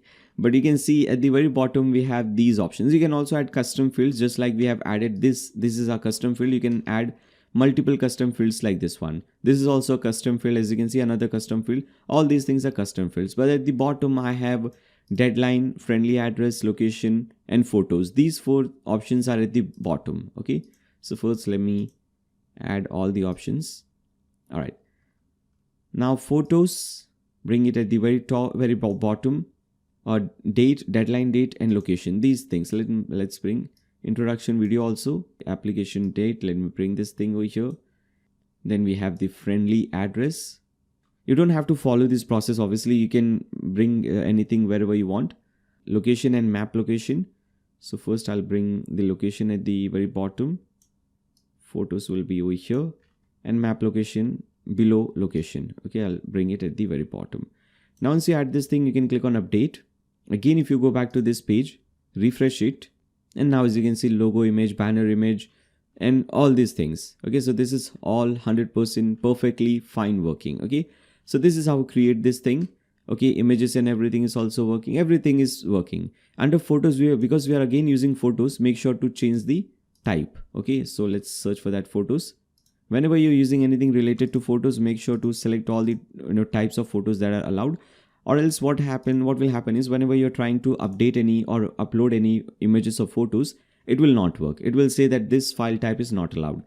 Alright, so this is the page for submit job. Whenever somebody wants to submit a new job, they will go to this page and they can fill in the form and they can create this. Now we have to create similar, just like this one, we have to create 2 or 3 more forms. And let me explain you why that thing is necessary or what that thing is necessary for. So if you come back to this page, under I'm logged in as an employer. Now employer can do few things. If they go to the profile, here also there will be a form. So here as you can see, this is also a form, logo image, cover image, and all these details. Okay. So you have to create a form like this as well. So this is going to be a second form. And again, just like that, whatever details they will enter over here, this will automatically convert into this design. Let me show you view profile. If you view the profile of any employer, whatever details they will enter, logo, image, employer, name, website, company founded, this detail will show up in this form. Okay. So let's create this form very quickly. We have already seen how it is created. Let me create this thing. Now, one more thing. In the earlier form that we just created, this one, we had used only one heading field. Okay. Only one heading field. And this time we have to use multiple heading fields. And this is the first heading field, my profile.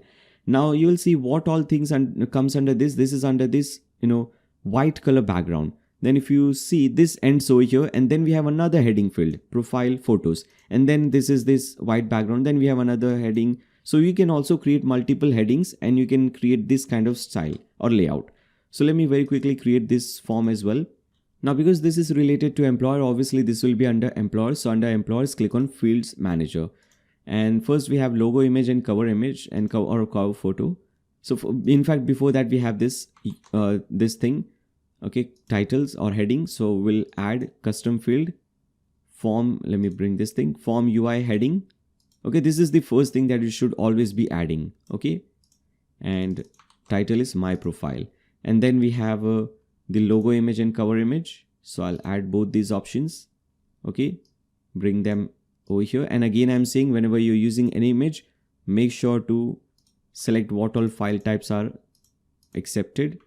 And then after that, we have few things. Let me update it for now. And then we have employer name, email, phone number, website, founded date. So email, founded date, website, phone number, and then company size, categories, introduction video.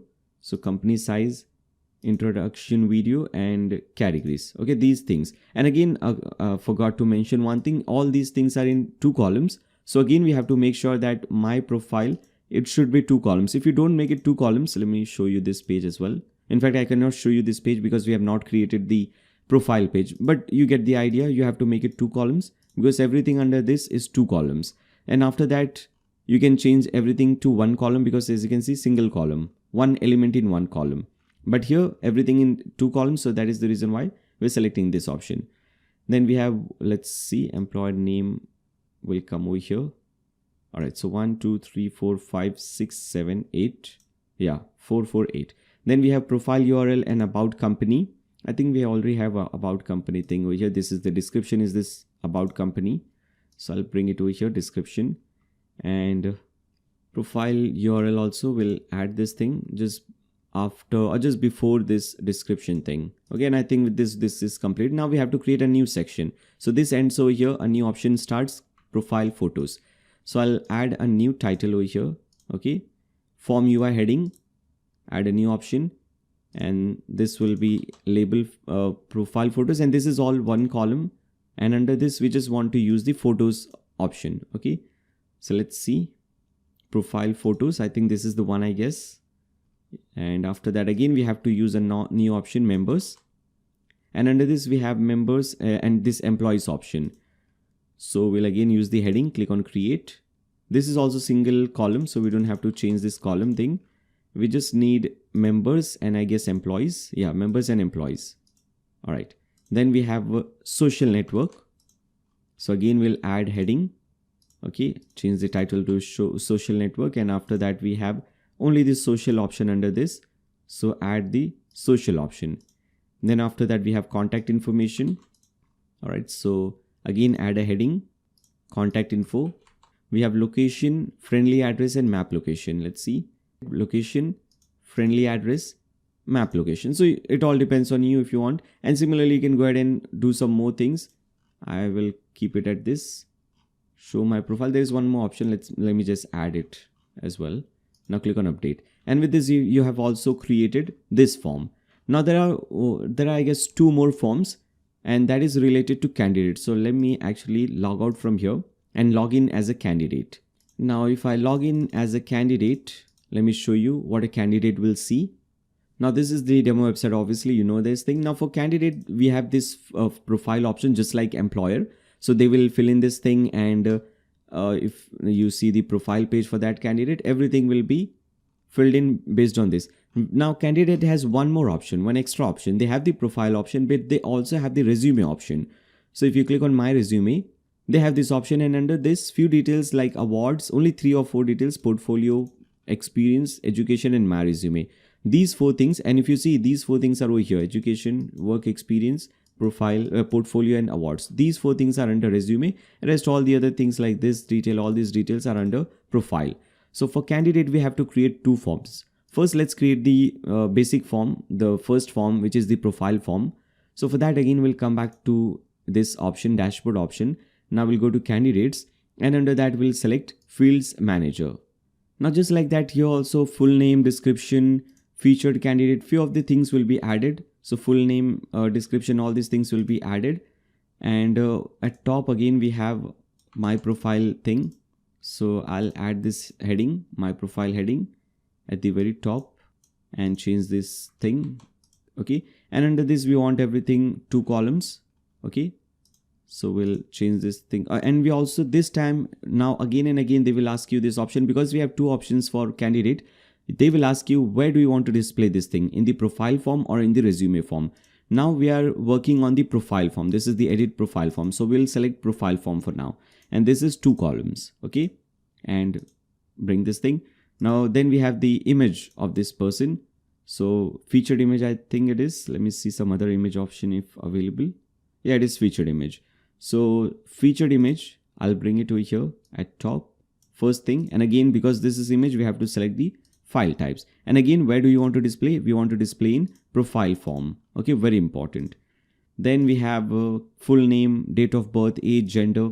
So we have full name, let me see, date of birth, age, gender, phone number, email, qualification. Let's see, phone number, email, qualification, age, gender, all these things. And make sure whenever you add all these things, these all should be under profile form. Okay. Now let me actually do one thing, because I've already shown you I've already shown you this thing multiple times. I don't want to waste a lot of time over here. I've already shown you how this entire process works. So let me just go ahead and add all the elements very quickly, because this is, taking a lot of time. So I don't want to waste a lot of time over here. Let me do it very quickly.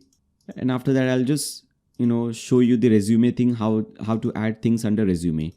Right, so whatever thing you want in the resume, first let's see that. Under resume, if you click on my resume, we have my resume title first. So I'll add a new title, heading, click on create title and name it my resume. I want to keep it at one column. And under this, first we have CV attachment. So let's see where that thing is. Here it is. Let's bring it under this option and make sure this is edit, click on this pencil button under CV attachment. Make sure this is not under profile form but under resume form. Okay. Similarly, second option is education. So let's see, here it is, education, bring it over here. And this also make sure show in candidate form, resume form. Then we have experience, portfolio and awards. So let's see, here we have experience, bring it over here. Make sure under resume, then awards, which is over here. Make sure this is also under resume. Then we need portfolio. Here it is, portfolio photos. Let's bring it at the bottom. And this should also be in resume. And again, because this is, again, we have to select the file type. And whenever there is for CV also, we have to select the file type. What type of file? So PDF, MS Word. If you're also selecting images for CVs, you can select images file types as well. Okay, so file, whenever there is any file type required, you can change that thing. Okay, so everything is now done. You can now click on update. Now, once we create a candidate account, I cannot show you this page, this form right now on the website that we are working on, because we have not yet created an account for candidate. But once we create an account for the candidate, I can show you these forms that we have created. Okay. First, let's do one thing. Let's see all the job related things. So we had created this submit job page. Now under this page, a lot of things are still missing. So we have added this form, but under form, we have to add some things. For example, under category, no results are found. So we have to create few categories. Similarly, under type, nothing. Under tag, nothing. Under gender, obviously it is already created, but few things like location, tags, categories, we have to create these things. So to create these, you have to come back to your dashboard so that people can select what category their job falls under. Okay, so we want to give them all the categories. If you see the demo website, that you see, you will see all the different categories that I've created: accounting, finance, marketing, design, development, all these categories. So you can also create these kind of categories. This is all job related categories, so it will be under job. So under jobs, click on categories, and you can give different colors to different categories. So let me show you. First, let me add accounting/finance, and you have to click on add new category. Then after that, let me add marketing. Okay, just add the title and click on, okay, no spacing before. Add the title and click on add new. Then we have design, title, add new. Then we have development, and similarly you can go ahead and add as many titles, categories as you want. Okay. Now for this, you can do one thing. This is the job category. Now after that, we also have job types. Okay, so if you go to job types, for example, we have different types of jobs. Okay, if you see, obviously we have internship, temporary job, full-time, part-time. So let's add that thing as well.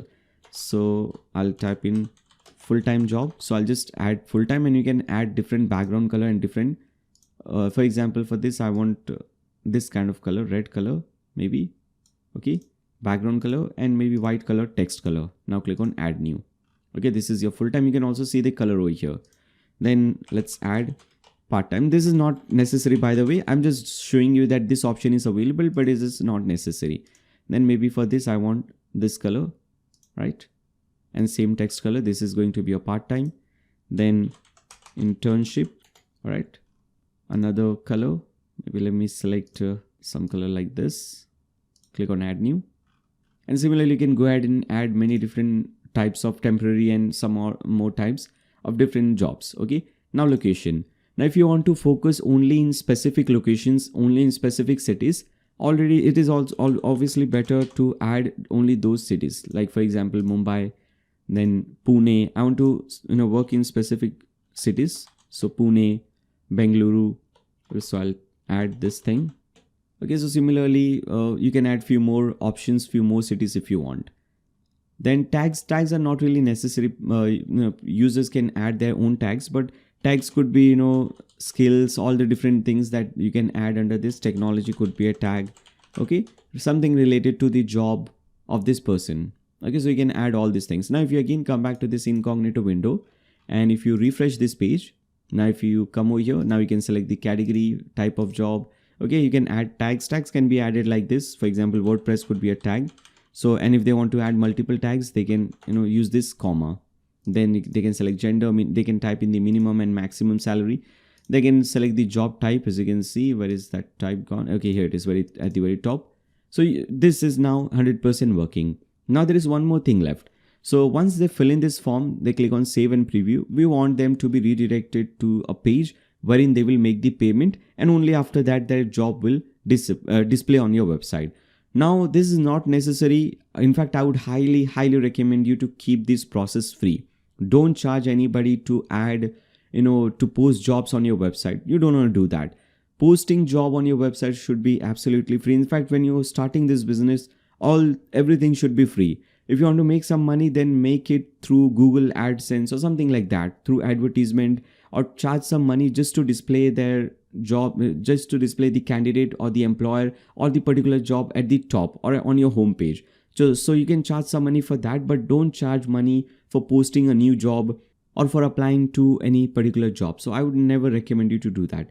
But I'll show you how that is done, how you can accept payments on your website, how you can create packages and so on. So let's do one thing before we do anything related to payments. First, we have to integrate few payment gateways. So that you have to select some payment gateway through which you can accept payment on your website, and those payment will directly reach to your bank account. Now there are many different payment gateways you have to select based on your country. For example, if you're from India, there are many payment gateways: PayUmoney, Razorpay, CC Avenue, PayPal. Many different payment gateways are available in India. Similarly, if you're from US, obviously I'm pretty sure Stripe, PayPal, and many other payment gateways are available. Most of the payment gateways are in fact available in Europe and US. And if you're from some other Asian country or African country, I would highly recommend you, or some Middle Eastern country, I would highly recommend you to do some simple Google search and find out the payment gateway that is available and that is used in your country. Okay. Now once you find out that thing, you have to download or install a new plugin for that payment gateway. So you have to click on plugins, and now you have to click on add new. So I already know the payment gateways that are available in India, so I'll add plugins related to that. So for example, Razorpay, very famous, very popular payment gateway. I'll also show you few US payment gateways, which are basically accepted in most of the countries. So Razorpay for WooCommerce, this is the plugin that I want, by Team Razorpay. Okay, so this plugin will help me to accept UPI payments, different wallets, internet banking, different cards. A lot of options are available with this particular plugin or with this particular payment gateway. Then I also want PayPal, because PayPal is very common throughout the world. Many people use it, many countries support it. So we want PayPal, and we want let's see which one. I think we want this one, WooCommerce PayPal payment gateway.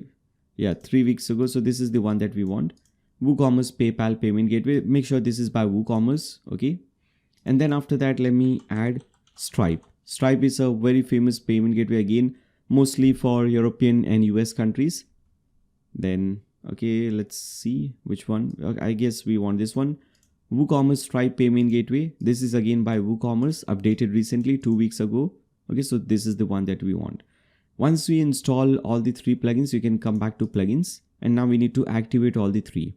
So you can tick mark Razorpay, PayPal, and Stripe. And after that, under bulk action, select activate and click on apply. All the payment gateways are now activated. Now we need to just configure those payment gateways. Now before we configure those payment gateways, in fact, we have to go through a process called WooCommerce. WooCommerce is a plugin that will help you to make your website, or that will help you to accept online payments and to make your website an e-commerce website. So all these packages that you see, once you try to add a new job, the packages that is displayed, this is all created using WooCommerce. Okay, so we'll have to set up this plugin, WooCommerce plugin. So you can hover over WooCommerce and click on settings. Now let's see the basic settings first. Let me dismiss these notices. First, let's see the basic setting. Now under basic or under general setting, you have to enter your address. So it could be your office address, business address, or if you're working from home, your home address. Alright, so anything like that. So I'll just add Mumbai city name and your country and state name. So I'm from Maharashtra in India, so I'll select that thing. And after that, you can also select your postcode or zip code and services to which all countries you're offering your services to. So if you're offering your services in all countries or only to specific countries, so in my case only in India, so I'll select India. Okay, or if you want, you can keep it at sell to all countries. Both the options are available. Currency option, if you want Indian rupee, Pakistani rupee, whatever you want, you can select that currency from here. United States dollar, dirham, whatever currency you want, you can select that currency and click on save changes. Then after that, you have to go to products. I don't think we have anything under products. And shipping, you can just let's actually see if there is anything. Yeah, nothing over here. Just go to payments. Now we have to set up the payments option. We have added the plugins. Now we have to configure these plugins. First, Razorpay is already on. Make sure to also turn on this Stripe, okay, option. So you have to turn this on. Now to use Stripe, you have to connect your website with this Stripe. So you can just click on this button. This will log in with Stripe and your account will be connected with this website. So your Stripe account will be connected with this particular website. Or if you want, you can also click on the second option, enter account keys, and you can do this way as well. I'll just try the first way. If this does not work, then we'll try the second way. Now let me enter the email address for Stripe, password, click on login. Then after that, you just need to click on this connect button. And now as you can see, you're redirected to this option and this is now enabled for you. Enable Stripe is enabled. You just need to go at the bottom and click on save settings. Again, let's come back to this option, payments option. So Stripe is set up. Now let's set up PayPal, which is at the very bottom. Turn this thing on. And after that, to set up PayPal, I think it is pretty easy. They also have a similar option, connect option. Let's see. Alright, so if you scroll down here, I think, yeah, they also have a very similar option. You need to click on activate PayPal. You have to log into your PayPal email address, PayPal account, I guess. Alright, so I'll enter the email. Now once you enter your code, this will automatically link your account with WooCommerce, or this will automatically link your account with PayPal. So your website will be linked with PayPal. Click on agree and connect. Now once you click on that button, go back to WooCommerce or go back to your website. You will now be redirected to this page and here you have to click on this link. Okay, you'll have to just tick mark this thing, enable or disable. Make sure this is enabled. And after that, you can click on save changes. You can also enable this thing, PayPal card processing. Okay, so it might not be available in some countries. So, this you have to see if it is available in your country or not. But PayPal checkout is working. And I think it is working in most of the countries. PayPal checkout. Now again, come back to payments. We have seen two payment gateway. Now let me go to Razorpay. Let me show you how we can set up Razorpay. Now to set up this thing, we need the key ID and key secret, and you'll get it on your dashboard for Razorpay. So you'll have to go to this website, dashboard.razorpay.com. You'll have to create a new account. So click on sign up, create a new account. You can even create an account without GST. So that is a great thing. So even without GST, you can start accepting payments on your website. Just make sure you have a website. Now once you log in to your dashboard, you will see this option at the left hand side, settings option. Click on that. Under settings, you will see API key. If you're doing this for the first time, you will get a generate live key option. Once you click on that key, you will get a key ID and key secret. You need to copy and paste it somewhere and save it, because they will not display this key secret again. This is that will be the only time they will display the key secret. Only the key ID will be displayed. So you can copy the key ID, paste it under key ID, and you'll get the key secret if you're doing this for the first time. And let me actually open this file. So it will look something like this. You will download a zip file. You will download, in fact, an Excel file. And this is how the key ID will look like. And after that, a key secret. You can copy this thing and you can paste in your key secret over here and click on save changes. And this is how we can do settings for this. Now most of the payment gateway, if these three payment gateways are not accepted in your country, some other payment gateway is available in your country, steps are all same. You basically have to go to the dashboard of that payment gateway. Now once you go to the dashboard of the payment gateway, you will get the key ID and key secret. Now I'm getting please check key ID and key secret. The reason because this is a fake key secret. I don't want to display that key secret, so that is the reason why I'm getting this option. But here, as you can see, we have set up all the 3 options. Let me actually also paste in some dummy key ID as well. Now let's go to accounts and privacy. Now under this, make sure to tick mark the first 3 things, in fact first 4 things. Okay, all these 4 things, and untick the bottom 2 things, these 2 things. Okay, remove the tick mark for these 2 and click on save changes. And finally, just go to advanced just for confirmation. Go to advanced and make sure under cart page cart is selected. Under checkout page checkout, and under my account page my account should be selected. And finally click on save changes, and with this we have completed the WooCommerce setup and also the payment gateway setup. Now let's go ahead and create different packages. So you will see this products option. Under products you have to, in fact, just click on products or just click on add products, all products. We have to create a new product. Now these products will be our different packages. So let me actually do one thing. Let's again log out as a candidate and log in as an employer. Now once you log in as an employer and once you try to submit a new job, you will see these packages. Alright, so you can create these packages. Let's create a package called standard. So I'll name it standard. Under product name you have to type in standard. Then after that you can type in description and all. Let's see we can select this thing or not. I don't think we can select it, but the most important thing over here is that you select this option. Okay, what type of package, for what you're creating this package for. So this is for job. When you want to create a job, you select this package. Okay, so there could be different packages for different purposes. CV package, candidate or resume package. This is a job package. Okay, pricing is $4.99. We will make it $4.99. Okay.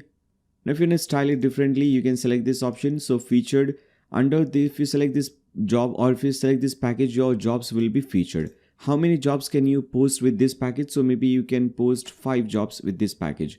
And jobs duration in days, maybe these jobs will display on the website for 1 year. Okay. And after that you can also add some icon, which is not important. And under SKU, I can type in standard. Okay, so this is the SKU for this. And after that, I think rest everything is good. You don't have to enter anything else. Now in the short description, you have to enter these things, what all you're offering. So here, as you can see, number of jobs. And first, let me just go ahead and copy these 4 options and come over here under product short description at the bottom, paste it. Now if you just paste it like this regularly, it will also style this thing. What I want to do is I want to press Ctrl plus Shift plus V. So it will paste in the content but without any styling.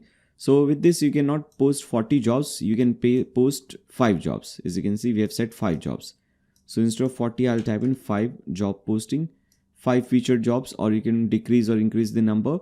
Job displayed for 365 days. Okay. And now you can make it bulleted list like this and make sure, all are in new lines so that they are under list. And after that, you can add a category. So we'll click on add new category, and these are job packages. Okay. These are job packages. Click on add new category.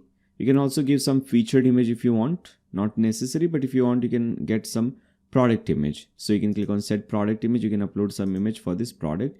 And after that, you can click on publish. And just like this, you can click on add new, create a new package for basic, for extended, or whatever you want. So this is how this package is created.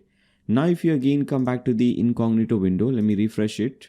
Okay. Now we can, now as you can see, when you try to go to the submit job page, if you see the URL bar, first you have to select some package. Okay. Now what I'll do is I'll go ahead and under WooCommerce, I'll enable cash on delivery just for my purposes because I don't want to make payment to myself. So just for tutorial purpose, I'll enable cash on delivery. You don't have to do this thing. Click on save changes. Now again, let me come back over here. And let me actually do one thing. Go to this demo website, open some job and just copy paste all the details over here so that this will save us some time. So let me just open this job, product sales specialist. Okay, so first let's select the package, click on get started. Logo image. As I've said you earlier, there's a link given in the video description below. Once you download that link, you will get the media folder, and I've already shown you this thing. You have all the images that you can use. So what I'll do is I'll use this image or this image as my logo image. So logo image, go to this option, media folder, and I'll use this image as my logo image. You can also add some banner image. I'll remove it, but I'm showing you how what this banner image is and how it will look like. Okay, so this is my banner image. Job title. Now this is my job title, so I'll copy this, paste it over here. Job description. This is going to be your job description. Okay. Now you can add all these things under job description. Now under this, what I would recommend you to do is, instead of this simple thing, go to this option, jobs fields manager, and for description I would recommend you to use this option, WP editor, instead of text area, WP editor, so that they can also do some more changes. If you again update it, right now if you see, we can only add text, but I want to give an option they can also style this thing, like they can create bulleted lists, they can create headings and so on. Now I'll have to refresh this page. Let me refresh it again, click on continue. And now as you can see, we have a different style. We can now change the size, we can create bulleted list and so on. So first, let me again get the title of the product, job title, logo image, okay, some banner image, all right. And after that, the description. Now for description, first let's copy this simple text. This is just simple text. Again, I'll just paste it as Ctrl+Shift+V. And after that, another simple text.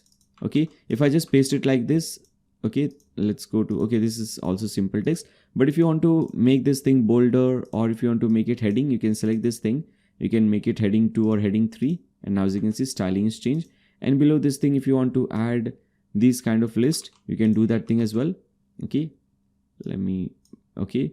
So to make it a list, bulleted list, you can just select it and make sure everything is in new line.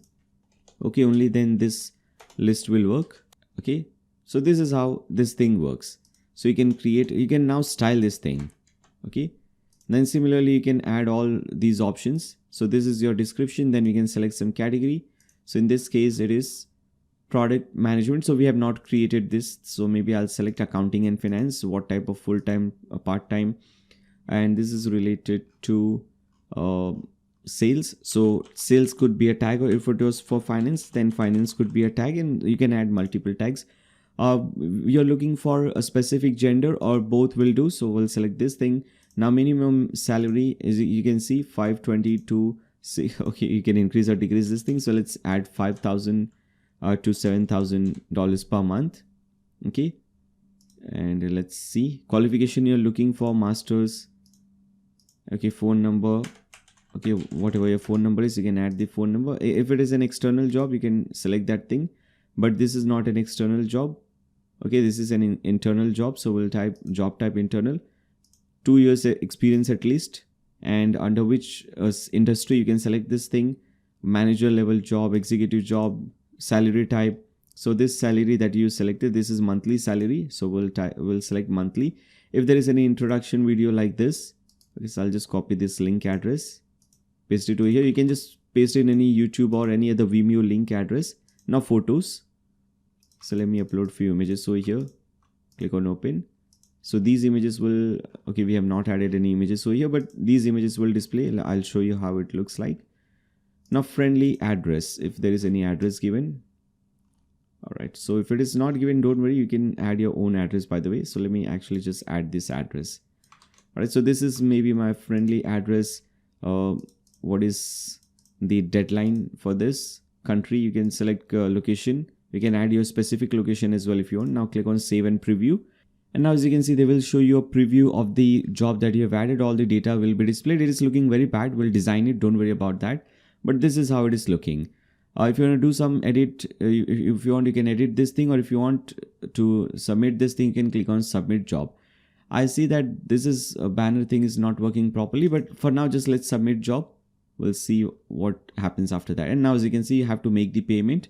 Because we have selected this standard package, you have to make the payment of $4.99, and we have Razor Pay option, Stripe option. Under Stripe, you can accept direct credit and debit card. Then you can also accept PayPal. So you have to enter all the details. I'll enter some dummy detail. John Doe. Okay, any country, any state.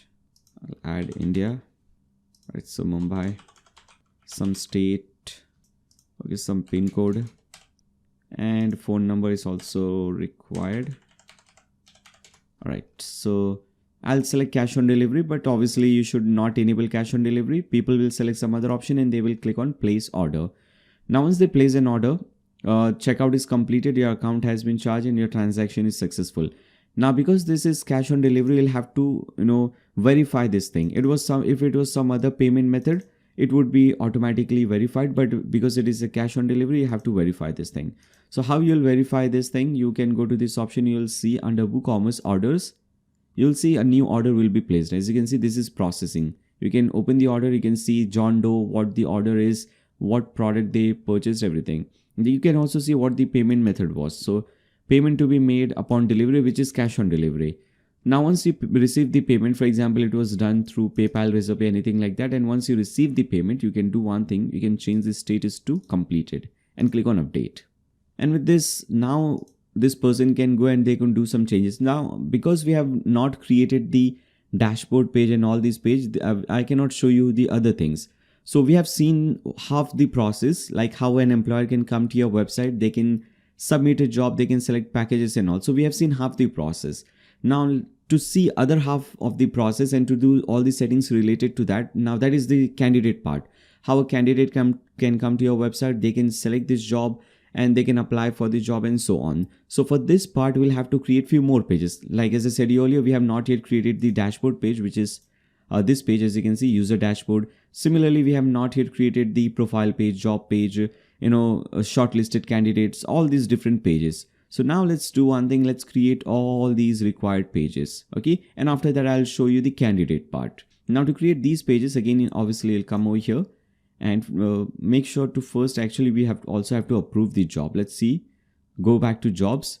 Okay, this job, as you can see, this is pending approval. Make sure to approve the job so that it shows on your website. This is still pending. So you can go to edit. You can see if the if details and everything look good to you. Okay, logo image, banner image. If you want, you can change this thing. We will see how that user employer can change it. Okay, right now I'll just leave it as it is. And if you think everything is good, you can go ahead and publish it. Okay, so you as an admin have to verify that this is a right thing. If you want to mark this job as a featured job, you can do that thing as well. And this is an urgent job because we have selected these two things under that package, standard package. So that is the reason why featured and urgent job is now tick marked. Now let's create more pages. So go to pages. And the very first page, the most important page, will be your dashboard page. So to create the dashboard page, we'll click on add new, obviously, give it a title of dashboard. And after that, just like that, we have to do some changes. We have to select left hand sidebar and we have to select a widget for that. We don't want the title and breadcrumb, and we all want it full width. Okay, like most of the pages. So you have to go to display settings, which is over here, left sidebar, full width. We have to select yes, it is full width. And under left sidebar, we have to select user profile sidebar, and breadcrumb will be no breadcrumb. And after that, most importantly, you have to enter the shortcode. So first add the shortcode element. Now come back over here, and this is the shortcode for dashboard. Paste in the shortcode and publish it. Now if I click copy the link address, come back to this employer's account, open this in a new tab. In this window, this employee is now logged in. Now as you can see, this employee can see the dashboard. Now because we have not created these pages and this menu at the left hand side, they cannot see other things, but they can see the dashboard. So this is working. Let's create few more pages. Come back.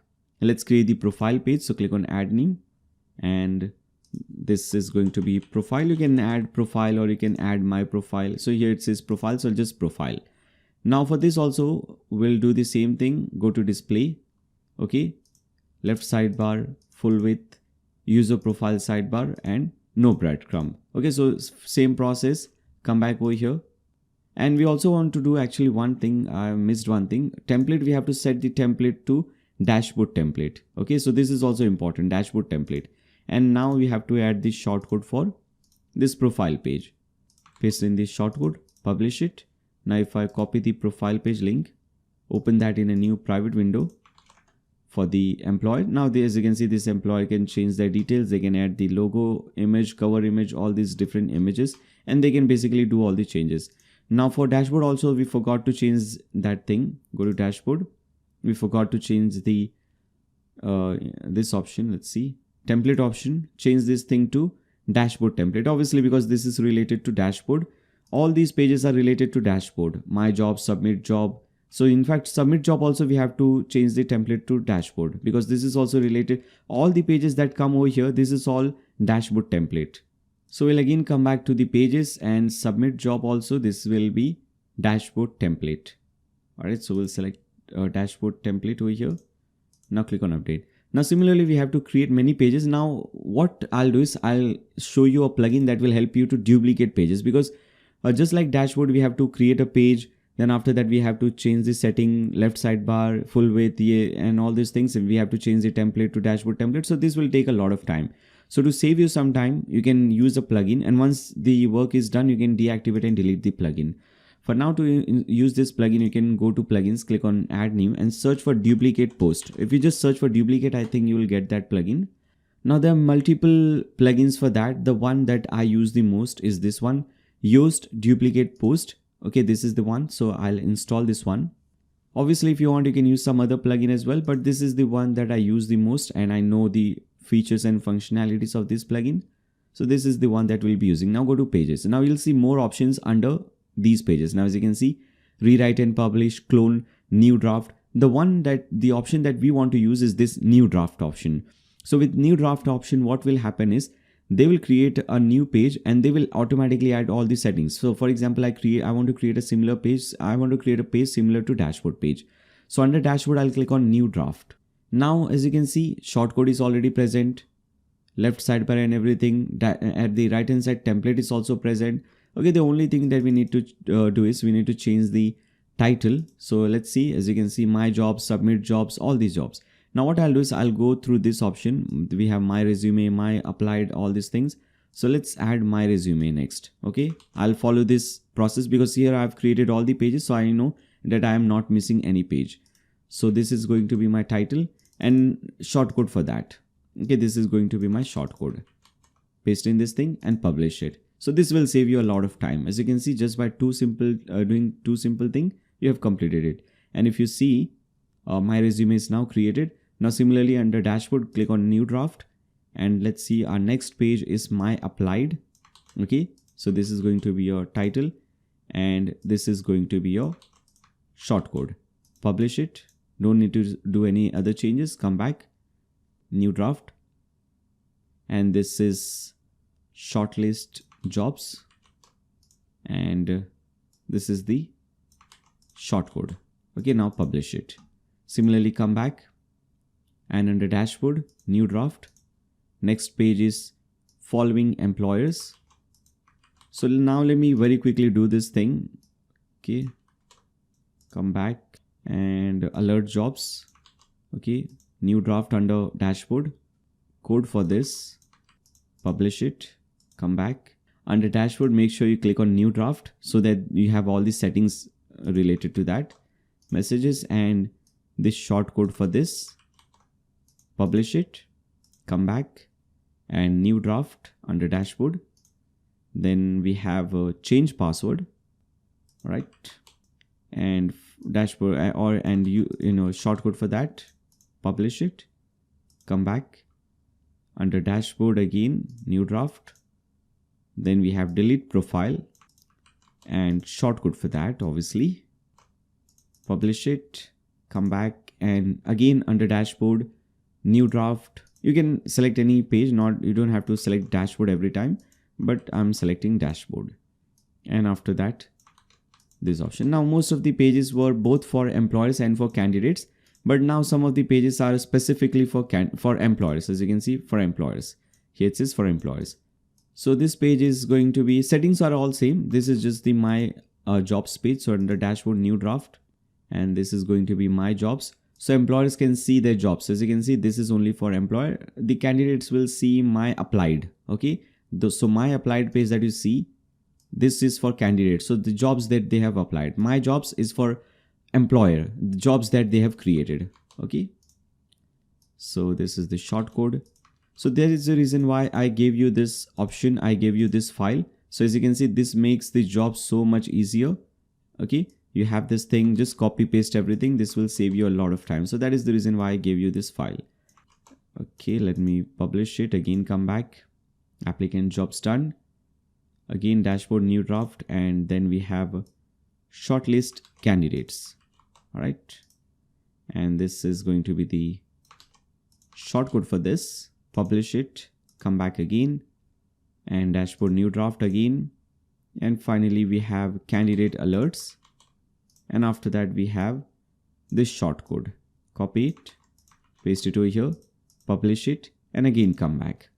And now if you again see this page here, now the title says other pages. Now for these 4 pages we don't have to do this thing because the settings for all these pages will be different.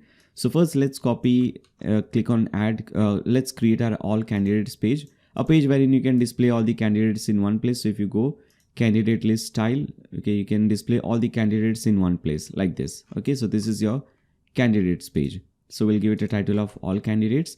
Now under this, the most important thing, if you see, first of all we have the shortcode. Let's add the shortcode, plus button, shortcode, paste in the shortcode. Now if you see at the bottom, we were working with display settings. Now this time, because we are creating the candidate page, we have to see the candidate settings, which is over here. As you can see, candidate settings. Now we have to select what style you want. So under candidate, if I open list style and grid style and top map style, there are 3-4 different styles. This is list style, this is grid style, and this is top map style. So whatever style you want, you can select that option from here. So if you want half map or top map, you can select this thing. If you don't want, you can leave it. Then list or grid, you can select that thing. And then under list also, which type of list you want. So I want list default, and how many columns you want. So we just want 1 column for list. Okay, so you have all these options. Now under display settings, we'll select left sidebar for this. But this time this will not be, this will be a different setting. We don't want to make it full width, because if you see, again, let me show you this thing. I think we are working on candidates. This is not a full width page. We have a nice amount of space from both sides. We have a left sidebar, but we have a different option under left sidebar, not the user option that we were having under dashboard. So under left sidebar, this time we have to select some other option. We have to select this option, candidate filter sidebar. And now once you do this thing, go to page at the left hand side, and for this template will be candidate template. Now publish it. And if you open this in a new tab, let's see this page. Okay, because we don't have any candidates created, it is showing like this. Okay, but you can see this is working. Candidates page, this is working. Once we create different candidates, you can see this page. Again, come back, create a new page, and this is going to be your jobs list page or all jobs page. Okay, and then after that, this is going to be your shortcode. Plus button, shortcode, enter your shortcode, click on page, and this template will be jobs template obviously. And now we have to do settings related to job settings, which is this first option. Now again, for this also, what style do you want? Okay, so you can select list style, then job layout, default, or with map or without map. So default is without map. If you want, you can have it with map as well. And then after that, for jobs, which style you want. List, under list also there are multiple styles, so I'm selecting one. How many columns you want under list? So under list, it is most of the times 1 column. Then after that, under canvas filter, you have to make it yes. Okay, so that we have a filtration option. And under job sidebar, we have to select this option, jobs filter sidebar. And for this option, for the display option, we want left sidebar. We want to display this thing under left sidebar, and rest everything I think is looking good. Okay, you can go ahead and publish it. If you open this in a new tab, this is your, we have not added the option, but left sidebar is working, and this list style is also working. This is looking beautiful. We'll add this filter option, okay, later on. First, let's again come back, create 2 more pages, and with that, pages will be created. Employers page, click on add new, title. This is the option, shortcode. Okay, shortcode, enter this thing. And after that, because this is employer, first change the template to employer. Now go to employer settings. Now whatever option you want, again for this we want the default style. We want the grid style for employer, not the list style. And grid default, I'll have it. And how many grid? Because it is grid, you can have multiple columns. Okay, and under this again, make sure this is left sidebar. Okay, we don't have to select anything else. We can just go ahead and publish this page. And this is also done. Come back. I think 1 more page is left. Now only 1 page is left, and this is just a very simple page. We don't have to select anything. Just click on add new and give it a title of approve user and just publish it. Only the shortcode is required. Just add the shortcode and do it like this. and publish it. And with this, all the pages are now created. Whatever page we needed, everything is now created. Only the extra pages like your blog page, home page, about page, only these pages are left. So let's create them as well. Let's start with the blog page. So to create a blog page, you just click on add new, give it a title of blog. Don't have to do anything else. Just click on publish and publish this page. Now we have to set this page as our blog page, and to do that thing you have to go to appearance, and under appearance you will see this. In fact, you have to go to settings, and under settings you will see reading. Click on that, and under this option, your home page displays, you have to select the second option, a static page, and under this under post page you have to select the blog page that you just created and click on save changes. Now let's create our home page, and home page also we have to set this page under home page once we create this page. So click on pages, click on add new. Now under home page, let's give it a title of home. Now if you see the demo website home page, we have to do some changes. We don't have the sidebar, we don't have the title section. Okay, so we have to get rid of that. No title section, also no sidebar. So we'll come back over here, we'll scroll down to display settings, and under this option we have to select no breadcrumb. So this is the title bar, and we also have to do one thing. For transparent header we have to make it yes, because here as you can see this is a transparent header. Okay, so for transparent header we have to make it yes, this is a transparent header, and after that you can just go ahead and publish it. Now again come back, and under settings click on reading and set this page as your home page. Okay, under home page select home and click on save changes. Come back to pages. Obviously just by doing this thing, you have created the home page, but this is just a blank page. If you go to your website home page, this is just a blank page. So we have to design this page, we have to add all the elements and all the content in this page. So for that we'll be using Elementor. So first click on edit this page, and after that click on edit with Elementor. Now I wanted to show you everything step by step, but the tutorial is already getting so lengthy. So if I cover this thing, the home page, it will take more, it will add just 1 more hour to this tutorial. So it will become very lengthy. Now the reason I'm not covering, I'll give you the layout, you can just import it and you'll have this entire page, and I'll show you how to edit it. But if you still want to learn more in detail about how to create everything step by step, there are many tutorials on my channel. So if you go to my YouTube channel, so many different tutorials are available. If you want, you can just search for Nayyar Shaikh Elementor. And I would recommend you to watch this video, how to make, or you can just type in Nayyar Shaikh Elementor 2022. If you're watching this video in 2023-24, I would recommend you to type in 2023 or 24. And I would recommend you to watch this video. You can watch all the videos in everywhere I've used Elementor, and I've shown you how to fix this thing.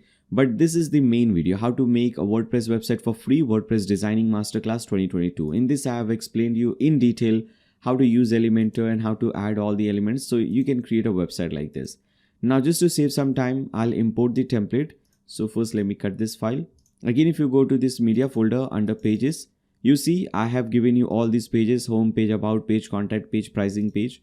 So you can come over here, click on this second option, add template, go to my templates, and you have to import a template. So click on this import template button, select file, and select the file that I just shown you under pages. This is the home page. So select this, click on open and click on enable and import. And this will import this entire home page for you. And after that, once you import this page, you can do some changes on this page. Okay, whatever changes you want to make, you can do that. Now we can just go ahead and insert this thing. So click on insert. And here as you can see, we have this entire home page in front of you. If there is any changes to be made, you can do it. For example, the color for this font looks a little bit different. So you can click on this, come over here, primary color, make it this black color.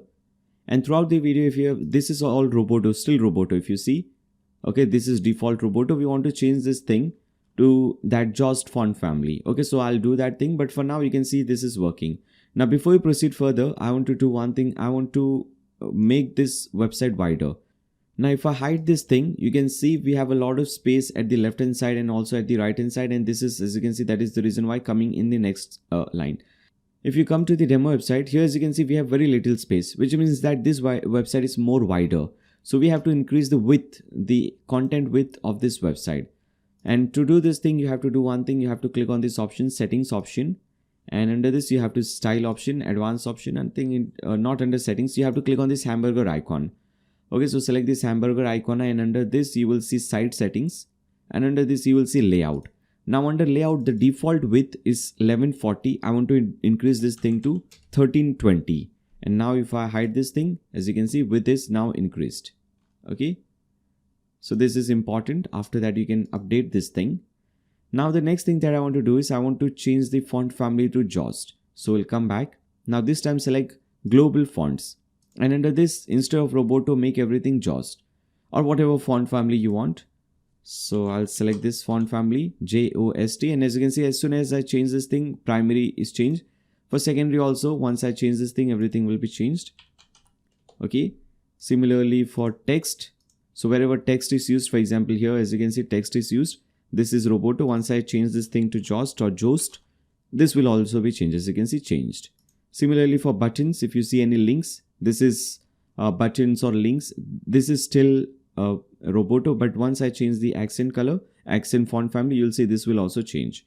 Now let me change this thing to Jost. Now as you can see, this is looking much better. So make sure you do this thing.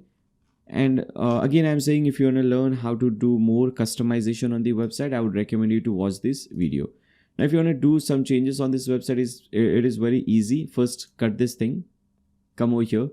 Now instead of this title, for example, if you want some other title, there are 19,000 or 93,000 postings or anything, just click on this. And here as you can see, I'll just type in something title. Okay, just so that you know this is how easy it is to do the changes.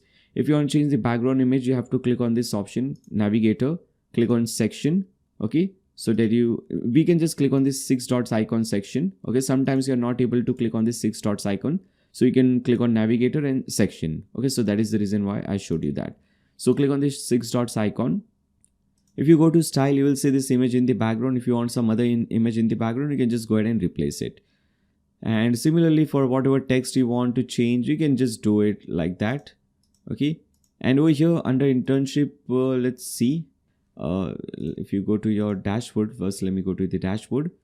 Job types, under job types. Okay, you have to copy this slug. This is the slug. Okay, we have the internship, but there are no internship jobs available, obviously. So instead of internship, I'll type in part-time because we have a part-time job. And under slug, you have to copy this text. Okay, you see this. I think we created a full-time job, not a part-time. So still under slug, make sure you paste in this thing. Now for this second option, in fact, I'll make it item 2, and for item 1, I'll make it full-time. Copy this slug, which is this, paste it under type slug. And now as you can see under full-time, because there is one job created, it will display it. Now click on update. Similarly, if you want to make any changes, just click on this, change the image, change the text. Very simple, very easy stuff, all drag and drop stuff. Okay, so it is all easy. And with this, you have completed your home page. This is also 100% mobile and tablet friendly as well, so you don't have to worry about that. Again, exit this thing, come back to your website. Let's create and in fact, let's import few more pages. Click on add new, about page, contact page, all those pages. So first is our about page. So I'll just give it a title of about us, publish it, edit with Elementor. Now, similarly, just click on my templates and let's import these templates, about us template, click on open. And once it is imported, in fact, let me do one thing. Let me import all the template at once so that you don't have to do it one by one. And whatever template is needed, you can just go to that page, use this or use that particular template for that page. So about page template is imported. Now let's go ahead and import the contact us page template. Okay, just select it, import it. Once imported, again, next template, which is fax page. If you want to create a fax page, I've given you this template as well, not necessary, but if you want, you can create it. I've just given you the template so that, it makes your job easier. So we have imported all the templates. Because we are creating the about page, we'll insert the about page template over here. So just click on insert. This entire page will be created for you. Instead of this image, if you want some other image, just click on this image and replace it. Instead of this image, if you want some other image, click on this and just replace it with any other image. Okay, maybe whatever image you want, you can just replace it with that image. Similarly, instead of this text, 4 million, you can type in maybe 1 million or whatever. And you can also increase or decrease text, everything. Everything is very easy. Just need to click on that thing and change the content. Apply job, search job. So instead of this search job, apply job, I want them to be redirected to dashboard page whenever they click on this. So under link, I'll type in dashboard. Whenever they click on this button, they should be redirected to the dashboard page. All right, now click on update. Let's come back to our pages and let's create our contact page. So come back to your dashboard, add new, and let's create our contact page. Now for the contact page, I don't want the breadcrumbs. So go to display and no breadcrumb. Now publish it and edit with Elementor. And with this, for this also we'll use this option, go to my templates. We already have this thing, just insert the contact us page template. Now the only thing that you need to do is you need to change your location. So click on this pencil icon and instead of this UK location, you can type in some Mumbai or wherever you're based, that location. You can zoom in, zoom out, you can increase or decrease the height. Now instead of this phone number, maybe I want to type in some other phone number, just like that. Instead of this email, type in your own email. So it's all pretty easy. I think there is one thing. Okay, this contact form is missing over here. Okay, so if this contact form is, page is not working for you, you will see this contact form option. Open this, copy everything. Okay, just select everything, copy everything, come back to your dashboard. Click on contact at the left hand side. You'll see contact form 1, edit it, delete everything that is inside this. Make sure to again select everything, copy it, paste it over here, click on save. Now once you click on save, you will see this blue option over here. This is your shortcode, copy it and paste it under this shortcode. Now this contact form will display for you. Now click on update. Again come back to your dashboard and now let's create the facts page. Not necessary, not very important, but let's create it. So let's give it a title of facts, frequently asked questions. Publish it, edit with Elementor, and let's import this template, facts template, insert it, and whatever. Okay, so questions which are asked, again and again, frequently asked questions, you can enter them over here. So for example, why won't my payment go through? And after that, whatever your answer is. If you want to change the question and answer, the left hand side, as you can see, this is your question, this is your answer. Just type in whatever you want. Okay, click on update. So you just need to change the text, replace the text, nothing more. Click on exit. And finally, let's create a pricing page. Again, not really important because they will see the pricing page once they click on that submit job page, submit job button. So you don't need to create this page, but just in case if you wanted to create this page, I'm giving you the template. Okay, so pricing, edit with Elementor, and let's import this thing, pricing page, insert this. All right, so because we only have one plan is showing. If you had multiple plans, it would display those plans. And with this, all the pages are created, like the regular page, extra page, everything is now created, nothing is left. Let me get rid of all these things. Now the thing that is left, actually, it's this thing. Okay, we don't have a menu and we don't have a footer. So header and footer is left, and those sidebars are left. For candidates page, jobs page, we did not have the sidebar. So let's create header, footer, and the sidebars.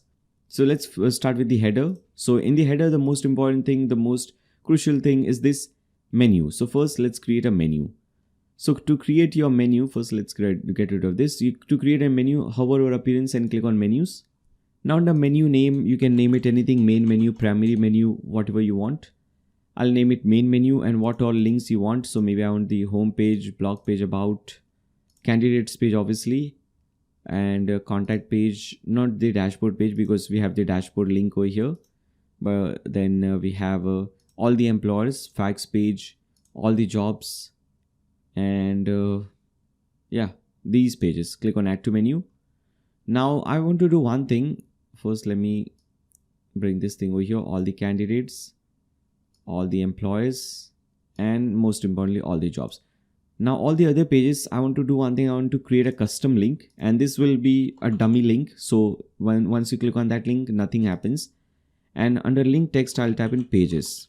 Okay, now click on add to menu, bring it over here, and all these pages I'll bring under this pages custom link. And this will look like this. Okay, you have this thing. Okay, for example, here instead of blog, it will say pages, and under that it will have all these pages. Okay, all these pages that you added. Now tick mark this thing primary menu and click on save menu. Again, if you come back to your website, refresh it, you will have your primary menu. Now it looks a little bit different. We'll style it, don't worry, but we have your menu. Now for footer also you can create menus. So here as you can see under footer I am displaying so many different menus. So these are all different menus. So maybe let me just show you one, and similarly you can follow that thing and create multiple menus. So click on create a new menu.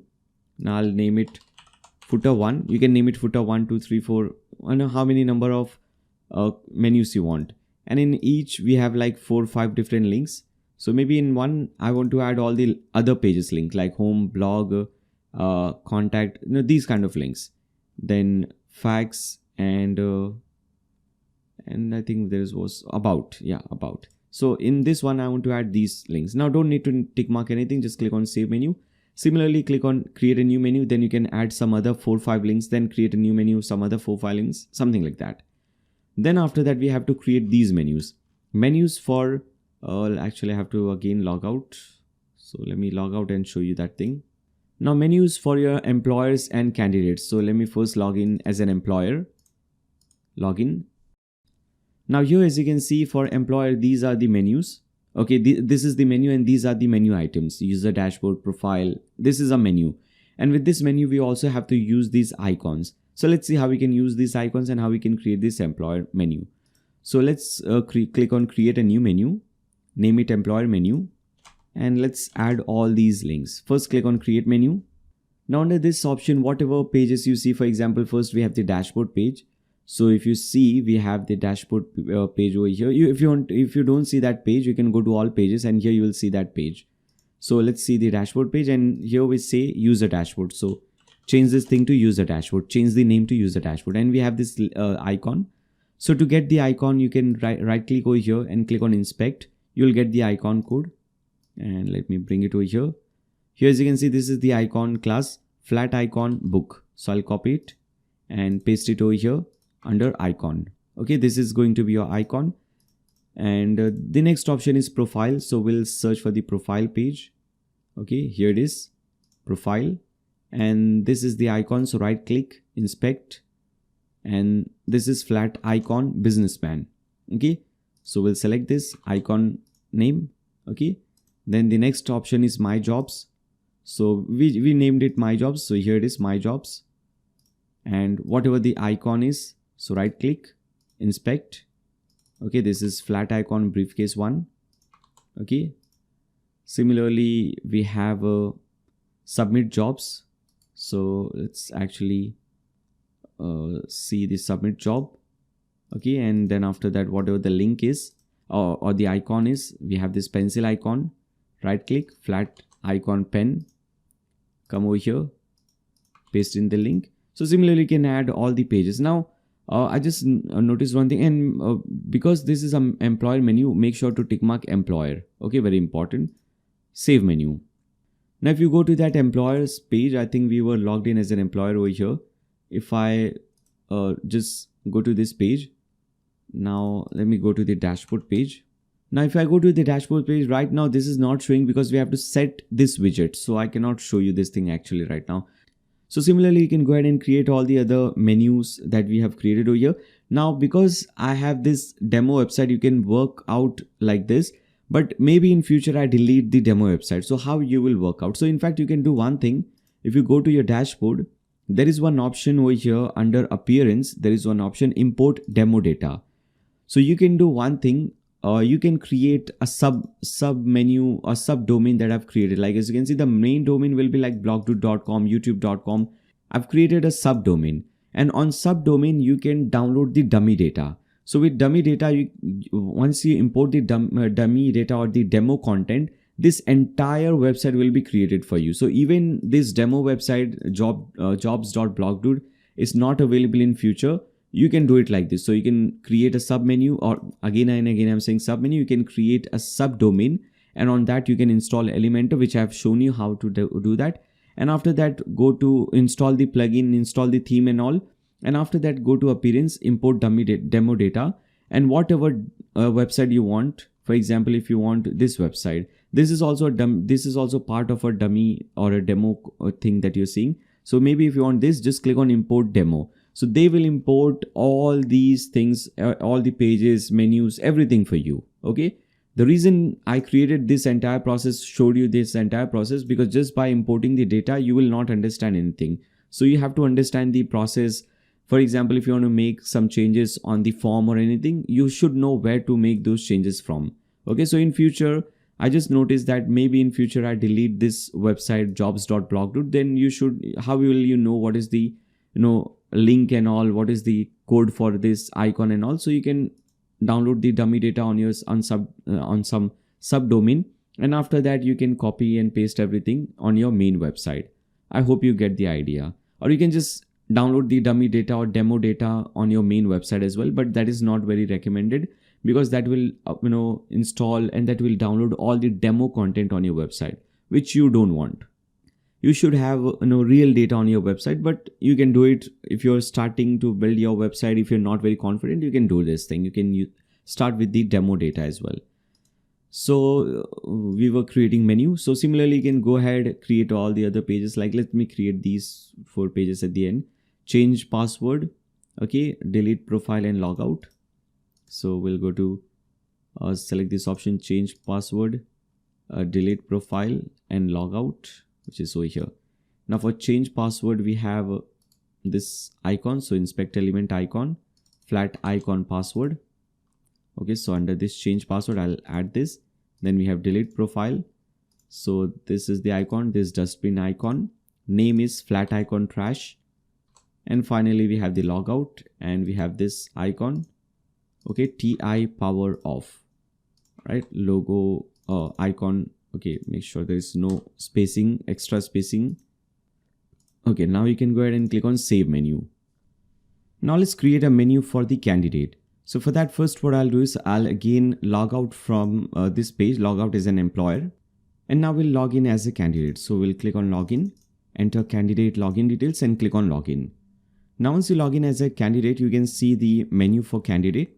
And similarly, you can come back to menus, click on create a new menu, and you can name it candidate menu or whatever you want. So let's name it candidate menu. Click on create menu. And similarly, just like that, first we have the dashboard, then profile, then my resume. So we'll select this option. We'll search for dashboard option. Right, so here it is, dashboard. Then let's search for profile option and my resume and profile. Let's see these 2 pages. Then after that, I'll bring this profile at top, and then we have my applied, shortlist jobs. So all these options you can see it from here. So my applied, then shortlist, not candidates, shortlist jobs. Okay, so you can go through all these options, and you can again and again, I'm saying you can just go ahead and rearrange them. And again, just right click over here, click on inspect. You'll get the code for this, for the icon. You can copy it, come over here, paste it under icon font. Then we have the second option, profile. So similarly, just right click, inspect, and copy the link or code, paste it over here. Then we have resume or my resume. Then for this, we have this icon, right click, inspect, flat icon resume. Then we have my applied. And for this, we have this icon. So inspect, flat icon megaphone. And finally, for this menu, we have shortlist jobs, and we have this icon, flat icon bookmark. Now once you add, obviously you can now go ahead and add few more pages, but we have seen this how to do it. Make sure to tick mark this option, candidate menu, and now click on save menu. And with this, all the menus that we needed to create are now 100% created. Now let's add all the widgets. So at the right hand side and left hand side of all these different pages, we don't have any widgets. Even on the sidebar for the dashboard page, we don't have this widget. So even if I go to the dashboard page, I cannot go it from here. But if I show you this page here, we don't have the sidebar. So let's create these sidebars and widgets. So for that, under appearance, you will click on widgets. Now before we use the widgets, first we'll have to import few elements. So just like you imported pages, I have given you few more options under media folder. If you see, we have this widgets option, and under widgets you will see we have 3 different options that we have to import. Now you will import these options under templates. So at the left hand side you will see templates, click on that, and under this you have to import this. So we'll click on import template, choose file, and then go to this media folder, pages folder, and under widget you can import all 3 options. So first we are importing the candidates filter widget. Then again we'll click on import template, choose file. Second option is employees filter. This is another template or another widget. And then finally we'll have jobs option. So import template, choose file and jobs filter. Okay. So we needed to import these three options. Now once you successfully import these three filtration options, now you can go to this option under appearance. You can click on widgets and now you can use these widgets. Now let's start with the most basic one, job option. Okay. So for this we'll have to use the job filter sidebar option, and under job filter we already have few things. So I can do one thing, I can go ahead and delete it because we don't need these widgets. Now the widget that we want is the one that we just imported, jobs filter, and to use that widget over here, because that is an Elementor widget, we'll have to use one of these options. So we'll use this option, apis show Elementor template. So we'll bring it over here and under template we'll select jobs filter. Okay, this is the one. Click on save.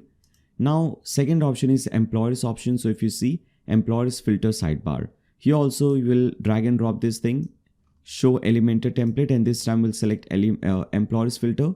And finally we have candidates filter sidebar. So show Elementor option and select the candidates filter page, and after that you can update it. Now if you go to employers page or jobs page or candidates page, any page, you will see these filtration option at the left hand side. Okay, so this is now 100% working. Then after that, for the single page, so if you open the job single page, if I open this page, if you see the demo website, at the right hand side we have some option, but here we don't have any such option. So we'll have to add that option as well. If I show you single job page in the demo website, you can see we have these options over here, location, job skills, then job overview, all these options. So let's add these widgets as well. So for this we'll use the job single sidebar, which is this option, job single sidebar. First option we need is this job details option. So all the details related to jobs. So for this we'll scroll down to job, and here as you can see job detail and many different options related to job details. So in this case we want job detail information, and we'll select this option, job single sidebar. Click on add widget. Okay, we have this option. If you want to give some title, you can give some title as well, job overview for example. Then we have the second option, job detail maps, then job details tags, and then job details employer. So let's get this option as well. So we'll scroll down, job detail maps. Okay, this is the second option. Then after that, job detail tags. If there are any tags available, then this thing will display. So this is the one. And finally job detail employers. So again we'll come over here and search for that, which is over here, job detail employer. Okay, and after that if you again now go back to this page and refresh it, and now as you can see we have job overview and all these things. Now because the employer has not filled in all the information, we cannot see it. But once the employer fill in their logo, they select the category and everything, this is how it will look like. I think we are logged in as an employer over here if I'm not wrong. Let me go to the profile page for this employer, and let me very quickly just add few details from here. So let me add logo image, if you want cover image as well, founded date. Then after that website name, so I'll just enter this name, this website detail over here. Company size, you can add this thing, phone number, you can add some phone number over here. You can select some category. Okay, you'll have to create some categories. We have not yet created the category for employers. Now similarly you can go ahead to your dashboard, and I by mistakenly cancel that widgets page. I'll have to again come back to dashboard. Now under employers also you'll see categories, location, so you can add categories for employers. Similarly under candidates also you have categories and location, so you can add that option. Let me again go back to widgets. So similarly whatever details you will enter over here, it will display over there. So let me copy some detail. Email also, you can enter this email address. Okay, we already have the email. Profile photos, members, you can add all these details, and after that click on save profile. Now if you again come back to this page, let me show you that job again. So if you open the job list and single job page, let's open this single job page. And if I scroll down, now as you can see all these details that we have just entered, they are now displaying. So we have completed the single job. Now we also have some widgets for single candidate and single employer. So if you open a single candidate page, you will see few widgets are available like this. Okay, and for single employer also. First let's see the single candidate option.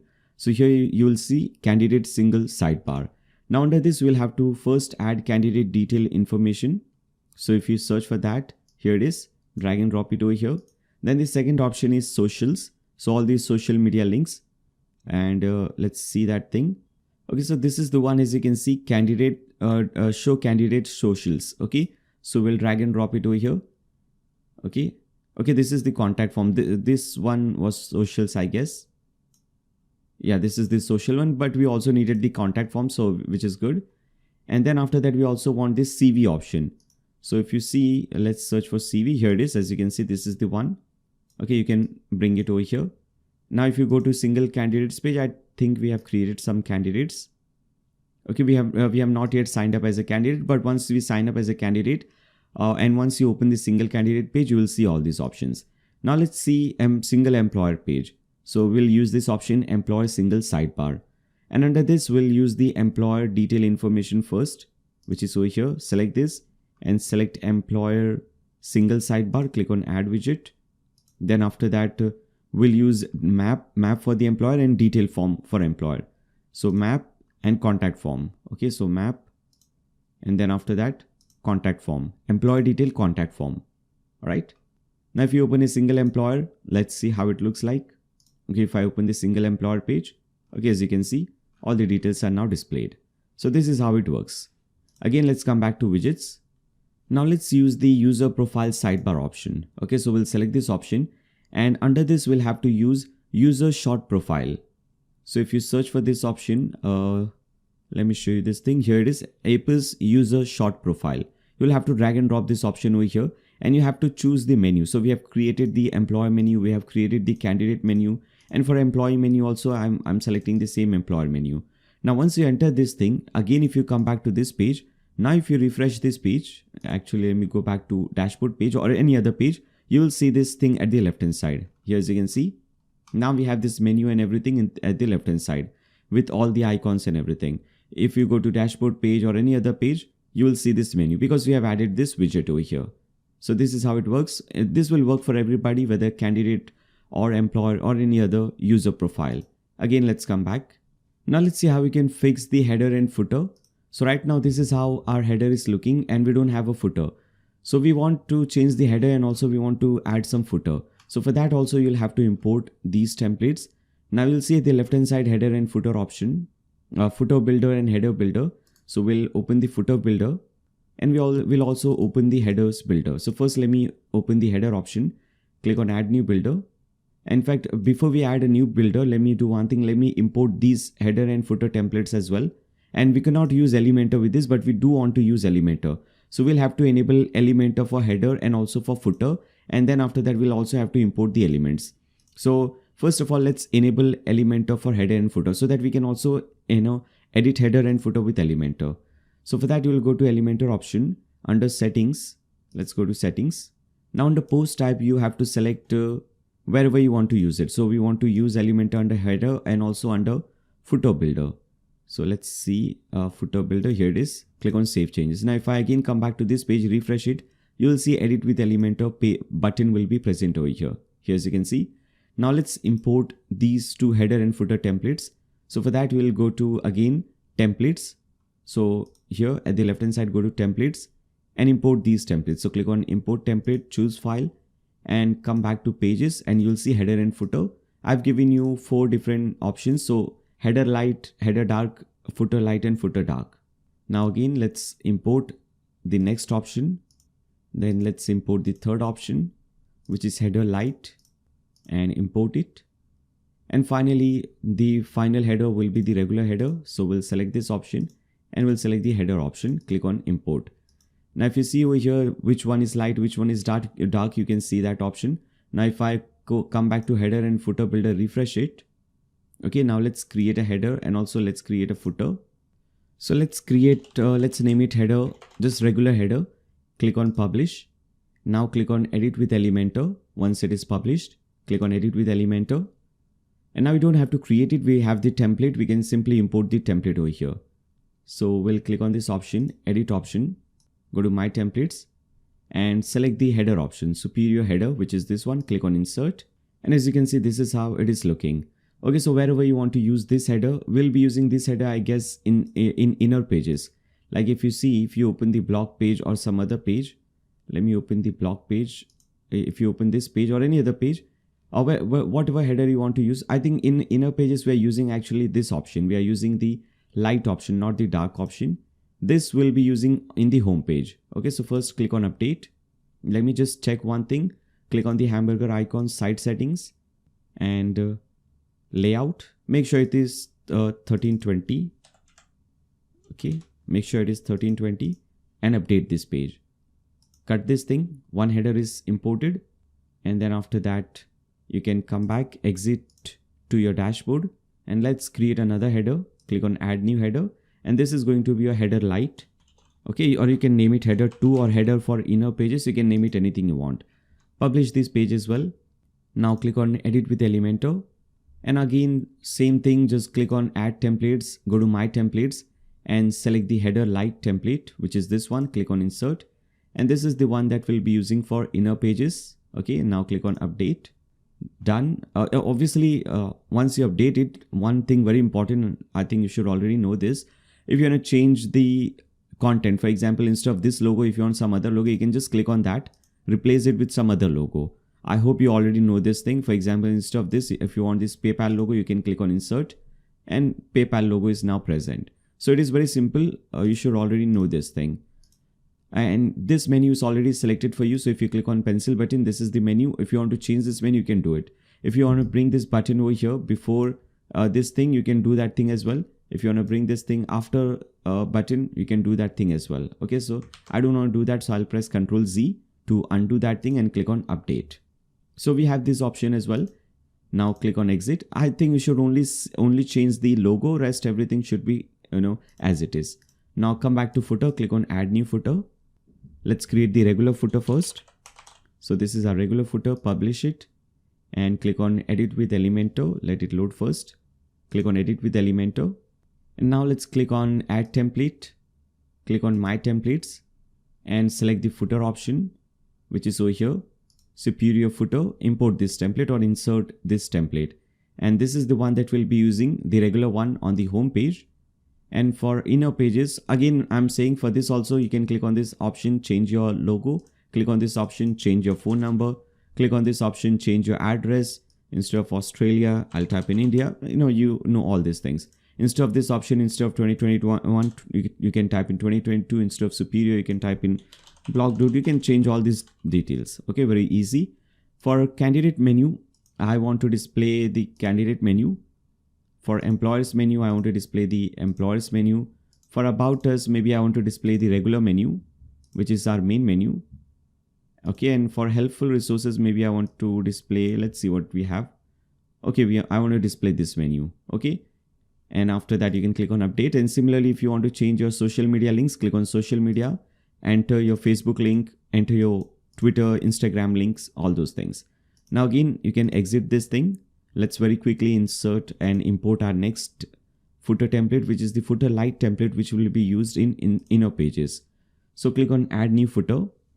This is going to be footer light or footer inner, whatever you want to name it. Now click on publish. Click on edit with Elementor to obviously edit this thing with Elementor. And now again, just like that, we'll just import the template. So for that, we'll have to click on this button, add template. Go to my templates, and finally footer light, okay, which is over here. Insert this thing, and over here also you have to change the content. Instead of this logo or this this option, copyright option, if you want to change this thing, you can obviously go ahead and do that. Then menus, also make sure you set your menus properly. All right, and after that, once you're done, just click on update, and this is also completed. Now you can exit this thing and come back to your dashboard. And now we have to set these options. We have created these header and footers, but if you still come back to your website and refresh it, nothing will happen. You don't have the footer, header is still the same. So we'll have to set these header and footers. So for that, we'll have to go to Superio settings or theme settings. So you'll see this theme options, or if you see at the top theme options, you can do from both the options or from both the places. Now, most of the things are not really important. Just go to header, and under header layout, you can select the header light option for inner pages. Okay, this is the one that we want. and rest everything is good. Now for footer also you have to select the footer light option. Okay, select this option. Now if you come back to your website, still if you reload the home page, nothing, you will see this is how it is looking. You have the header, you have the footer. If you open home page is not looking good, we'll have to fix this thing. But if you open inner pages, employers, candidates list page, or any other page, this is looking perfectly fine. Okay, as you can see, this is looking good, and coloring and everything is looking good. For the home page, I want to do one thing. I want to change the menu, but only for the home page. So I want to change the header and footer, but only for the home page. So I'll click on edit page. So you can have different header and different footer for different pages. Now once you click on edit page, once you scroll down, you'll see display settings, and then you will see header layout. Okay, so instead of global, we'll select regular header, and footer layout instead of global, we'll select regular footer. Now click on update. Again, if you come back to your website, click on view page, and this will be, now as you can see, white color. Similarly, if you scroll down, this is the regular footer. So you can change this thing like this. Come back, and similarly, if there is anything left on the settings, I don't think anything is left over here. Product archive page, single product page. We are not using products, so not really important. Let's see job page, archive page. So in the job archive page, if you want the sidebar at the left hand side or right hand side, how many columns you want, what job filter sidebar you want, I would not recommend you to change these options. But for example, if you want to change the style for single job page or archive page list, for example, if I open this single job page, this is how it is looking. This is the style 1. If you want to change this thing, instead of version 1, if you want version 2, click on save, come back over here, refresh it. Style will be a little bit changed. Now as you can see, this is version 2. Similarly, if you want version 3, version 4, many different versions are available. I like the first one, so I'll keep it at that. Similarly, for candidates also, you have different versions. Go to single, you have different styles. If you want, you can go through that and change the styling as well. Okay, so we have that option. Then after that, we have one more option. We have the jobs settings. Okay, if you go to job settings, under jobs, if you click on settings, we had just set the register page and job submission page, but there are many other pages that we need to set. First of all, if you want multiple currencies, we don't want that, so we'll keep it as it is. I don't think we have to do anything over here. Image file types, what file types and CV file types are accepted, you can tick mark that thing. And what for map, if you want to use Mapbox or Google Maps, you can select that thing. Now job submission, we have already seen, we have set that page, job submission page. Okay, submit job page is set. Now click on pages, and over here now we have the jobs page, which is the job list page, I guess. Yeah, here it is, jobs list. Now once your employer login, where do you want to redirect them? So I want to redirect them on the dashboard page, which is over here. Similarly for candidate also, I want to redirect them to the dashboard page. If you want, you can redirect them to the home page, but I want to redirect them after they log out. Okay, so after register dashboard, approve user page, we have created this page as well. User dashboard page obviously is your dashboard page. Edit profile page is the profile page. Okay, so you can search for that. Here it is, profile. Change password also we have created. Let's see, here it is. My jobs also we have created, and here it is, my jobs. My resume also we have created. Here it is. And terms and conditions, you can create a page and you can set that page over here. Very important, make sure you set all these pages. Now under job settings, let's see if there are any settings left.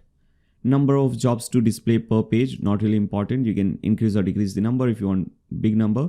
Employer setting, moderate new employer. Now automatically approve. If you remember, when we logged in or when we registered as an employer, we were automatically approved. If you want, you can select email approve. Now under email approve, what happens is, once an employer register on your website, they will not be automatically approved. They'll receive some code on the email or some link on the email. They'll have to click on that link and approve their account. So make sure, if you want, you can select that option as well. Now once you select the email approve, you have to make sure that you have SMTP settings on your website. So if you're planning to use this option, email approve, go to YouTube and search for Nayyar Shaikh SMTP, and make sure you watch my SMTP tutorial, both the first and the second video. These are 3-4 years old video, but they are still relevant. But I'll be creating a new video, latest video very soon. But if you don't find that video, don't worry, you can still watch these two videos. So in these two videos, I have explained how you can create a business email account And after that, how you can do SMTP, connect your business email account with Gmail. Okay, so make sure you select that option if you're selecting email approve. Now click on settings or click on save settings.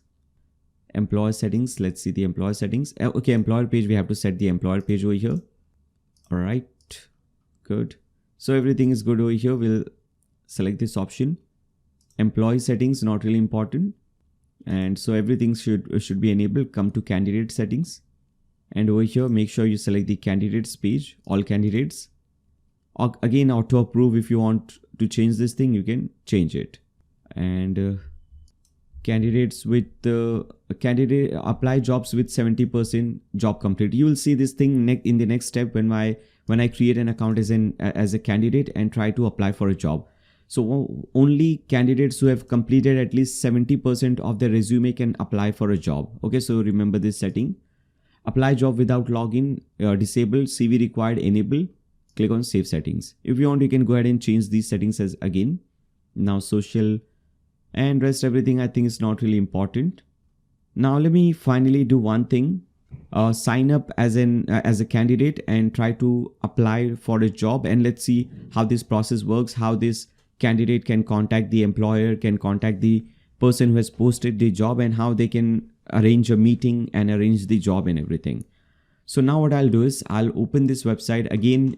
We are already using the regular window and the incognito window. Now I want to use another browser so that we have 3 different browsers. So maybe I'll use the Microsoft Edge browser, and let me increase the size a little bit. And over here, I'll log in as a candidate. In fact, I'll have to register because we have not yet created an account for the candidate. So under candidate, I'll select some email over here. Then after that, set some password. And after that, under confirm password, I'll type in the same password, click on register now. Now once registered, you are logged in. Now automatically redirected to the dashboard. If you remember, just previously we have seen that we want to redirect our customers and candidates and employees to dashboard once they log in or sign in. Now once they log in first, they'll have to complete their profile and resume. Only then they can apply for any job. So this person will go to profile and resume, and this candidate will complete it. So let's start with profile. Click on profile. So under profile, as you can see, we have the featured image, which is the image of the candidate. So I'll use this image. Display name, I'll display name John Doe. Then after that, let me do one thing. Open the this page demo website page and open some single candidate page just so that we can copy paste all the content. This is the description of the candidate. Okay, date of birth. You can select some date of birth from here. Phone number, you can type in some phone number. You can select the gender. You can select age, qualification. All right, show my profile. What is the job title? So here, as you can see, okay, whatever the job title is, and what salary they want. Monthly salary of at least 5,000 I'm looking for. Introduction video, if there is any introduction video. So again, let me just copy the video URL and paste it over here. Now social media links. For Facebook, I'll just paste in the same link. Then add network. This is going to be Twitter. Okay, add network. LinkedIn. Okay, friendly address. Let's see if we have added the address or not. Okay, I'll just add New York over here. All right. Then under skills. Okay, so let's see where okay, we have not added the skills over here, but no worries. I'll click on skills. Maybe under design, I'll select 90%. Then add new skill. Under development. Okay, maybe I'll select 95%, something like that. Category, again, I'm saying you'll have to create different categories and also different locations. Just like we created categories and locations for jobs, you have to create categories and locations for candidates and employers. And language, tags, and after that, click on save profile. Okay, once you click on save profile, your profile, as you can see, skill percentage also include, everything is improved. Now if you click on my resume, you can upload your CV. So I have a file over here, dummy file. Click on open. This is my CV, for example, and this is empty, so I cannot upload it. Let me just enter something under that. Okay, so I've entered some text under that. So let's try again. Click on open. Now it is not empty, so it is accepted. Now for education, let's see. scroll down. Here as you can see, Bachelor's in Fine Arts. This is the title, and this is the academy. This is the year. Okay, and after that the description. Alright, so very quickly copy paste it for education 2. Okay, we'll select this thing. This is just a demo thing, so I'm explaining you showing you very quickly so that you see everything, how it works. Alright, and then after that we have experience. So if you scroll down, we have the experience option as a web designer. Okay, so this is the title, from this day to this day. So I'll copy the date, paste it over here. This is the end date, so cut it, paste it over here. All right, company, TCB studio, whatever it is, some text. All right, so another experience, let's add one more. Okay, user experience engineer, start and end date. We can just copy it like this, paste it over here. End date, let me bring it over here. Company, Dropbox, and some text. All right, then we have awards. So similarly you can go ahead and do that thing. Profile photos. Okay, portfolio photos, I'm sorry. You can enter and you can upload some photos over here. And once you are done with all these options, you can go ahead and click on save resume. Now because we have completed more than 70% of the resume, now we can apply for any job. Before that, if you would have tried, you would not have been able to do that. And skill percentage and everything is also improved. Now if I go to job list and if I select, maybe I want to apply for this job, I'll click on this job and go through all these jobs and everything details. Maybe I want to apply for this job, maybe I want to shortlist the job. So I can click on shortlist. Job has been shortlisted. Now I can go to my dashboard. In fact, I can simply go to shortlist jobs and I can see this job is now shortlisted. And in future, when I want to apply, I can simply click on apply. I can select which resume. If you have uploaded multiple CVs and resumes, you can select which CV or resume you want to upload for this particular job. So I want to upload this CV and type in some message, click on apply job. And now as you can see, you have successfully applied for the job. Now let's open the employer page. We are logged in as an employer in this incognito window. If I refresh the employer's account, this employer will get a new notification that some person has a new application is submitted on your job for this particular position. Okay, so and this is the user that has submitted the job. So if I click on, okay, we have not added that option. We have not added the candidate option in the profile thing in this menu. Okay, candidate, let me see the link, by the way. Come over here, come back to pages. Okay, applicant's job, this is the link, copy link address. So make sure you add all these links in the menu. I have not added all the links, but you can add this. So here as you can see, this is the candidate who has applied for this job. You can now download their CV. So you can just click on this button, CV downloaded. You can reject the application after going through the CV, or you can accept the application. If you want to arrange a meeting, you can click on create meeting. You can type in the date, timing and everything. Okay, message, you can give them all the details. Okay, the address and everything, and you can click on create meeting. So a new meeting will be created and that user or candidate will also get a message regarding this. If you want to go through the details of this candidate, you can open this candidate's page. If you want to invite this candidate for any job, you can invite them. You can go through all these options. Okay, skills and everything. So everything is perfectly working fine. Okay, so this is how it works. Now again, if you go back to the candidates page, refresh it over here, and if you see, there will be one notification that there is one meeting that is arranged. So if you see the meeting page, we have not added that thing, but if I go to that, again we'll have to go to pages. So make sure you add all these options. Okay, so let me search for meeting page. I think we have not yet created these meeting pages. So let's actually do one thing. Let's very quickly create these pages as well. I've added these two pages as again in this link. I had not added it, so I forgot to add these two options in this. So now I have added it. You can copy the title, meeting for candidate, and you can do the same thing. Go to dashboard page, new draft, and this is meeting page for candidate. So very simple. Change this thing to meeting candidate, and this is the shortcode for this. You have created the page. Again, come back to your dashboard, and next page is meetings page for employer. We have to add a new draft for dashboard, and this is going to be the meetings page for employer. So we'll change the title and we'll also copy and paste in this shortcode and publish it. Right, now let's go to menus. Let me again go back to menus and let's add these two options as well. So under appearance, menus, and candidate menu, you can now see, as you can see, meeting candidate. Save menu. Now if I can come back to this page, let me go back to dashboard and refresh this dashboard page. You will see the meeting candidate. If I click on this thing, as you can see, a new meeting is scheduled. You can see this thing, you can see the messages. Now if you want to reschedule the meeting or cancel the meeting, anything like that, so you can do it. So as you can see, this is how the entire process works. Okay, this is how a candidate can connect with the employer and with the job person. All right. And with this, we have seen everything related to this particular website, everything from top to bottom, from beginning to end. We haven't left anything, all the details, all the process, the steps, everything we have completed. And with this tutorial is also 100% completed.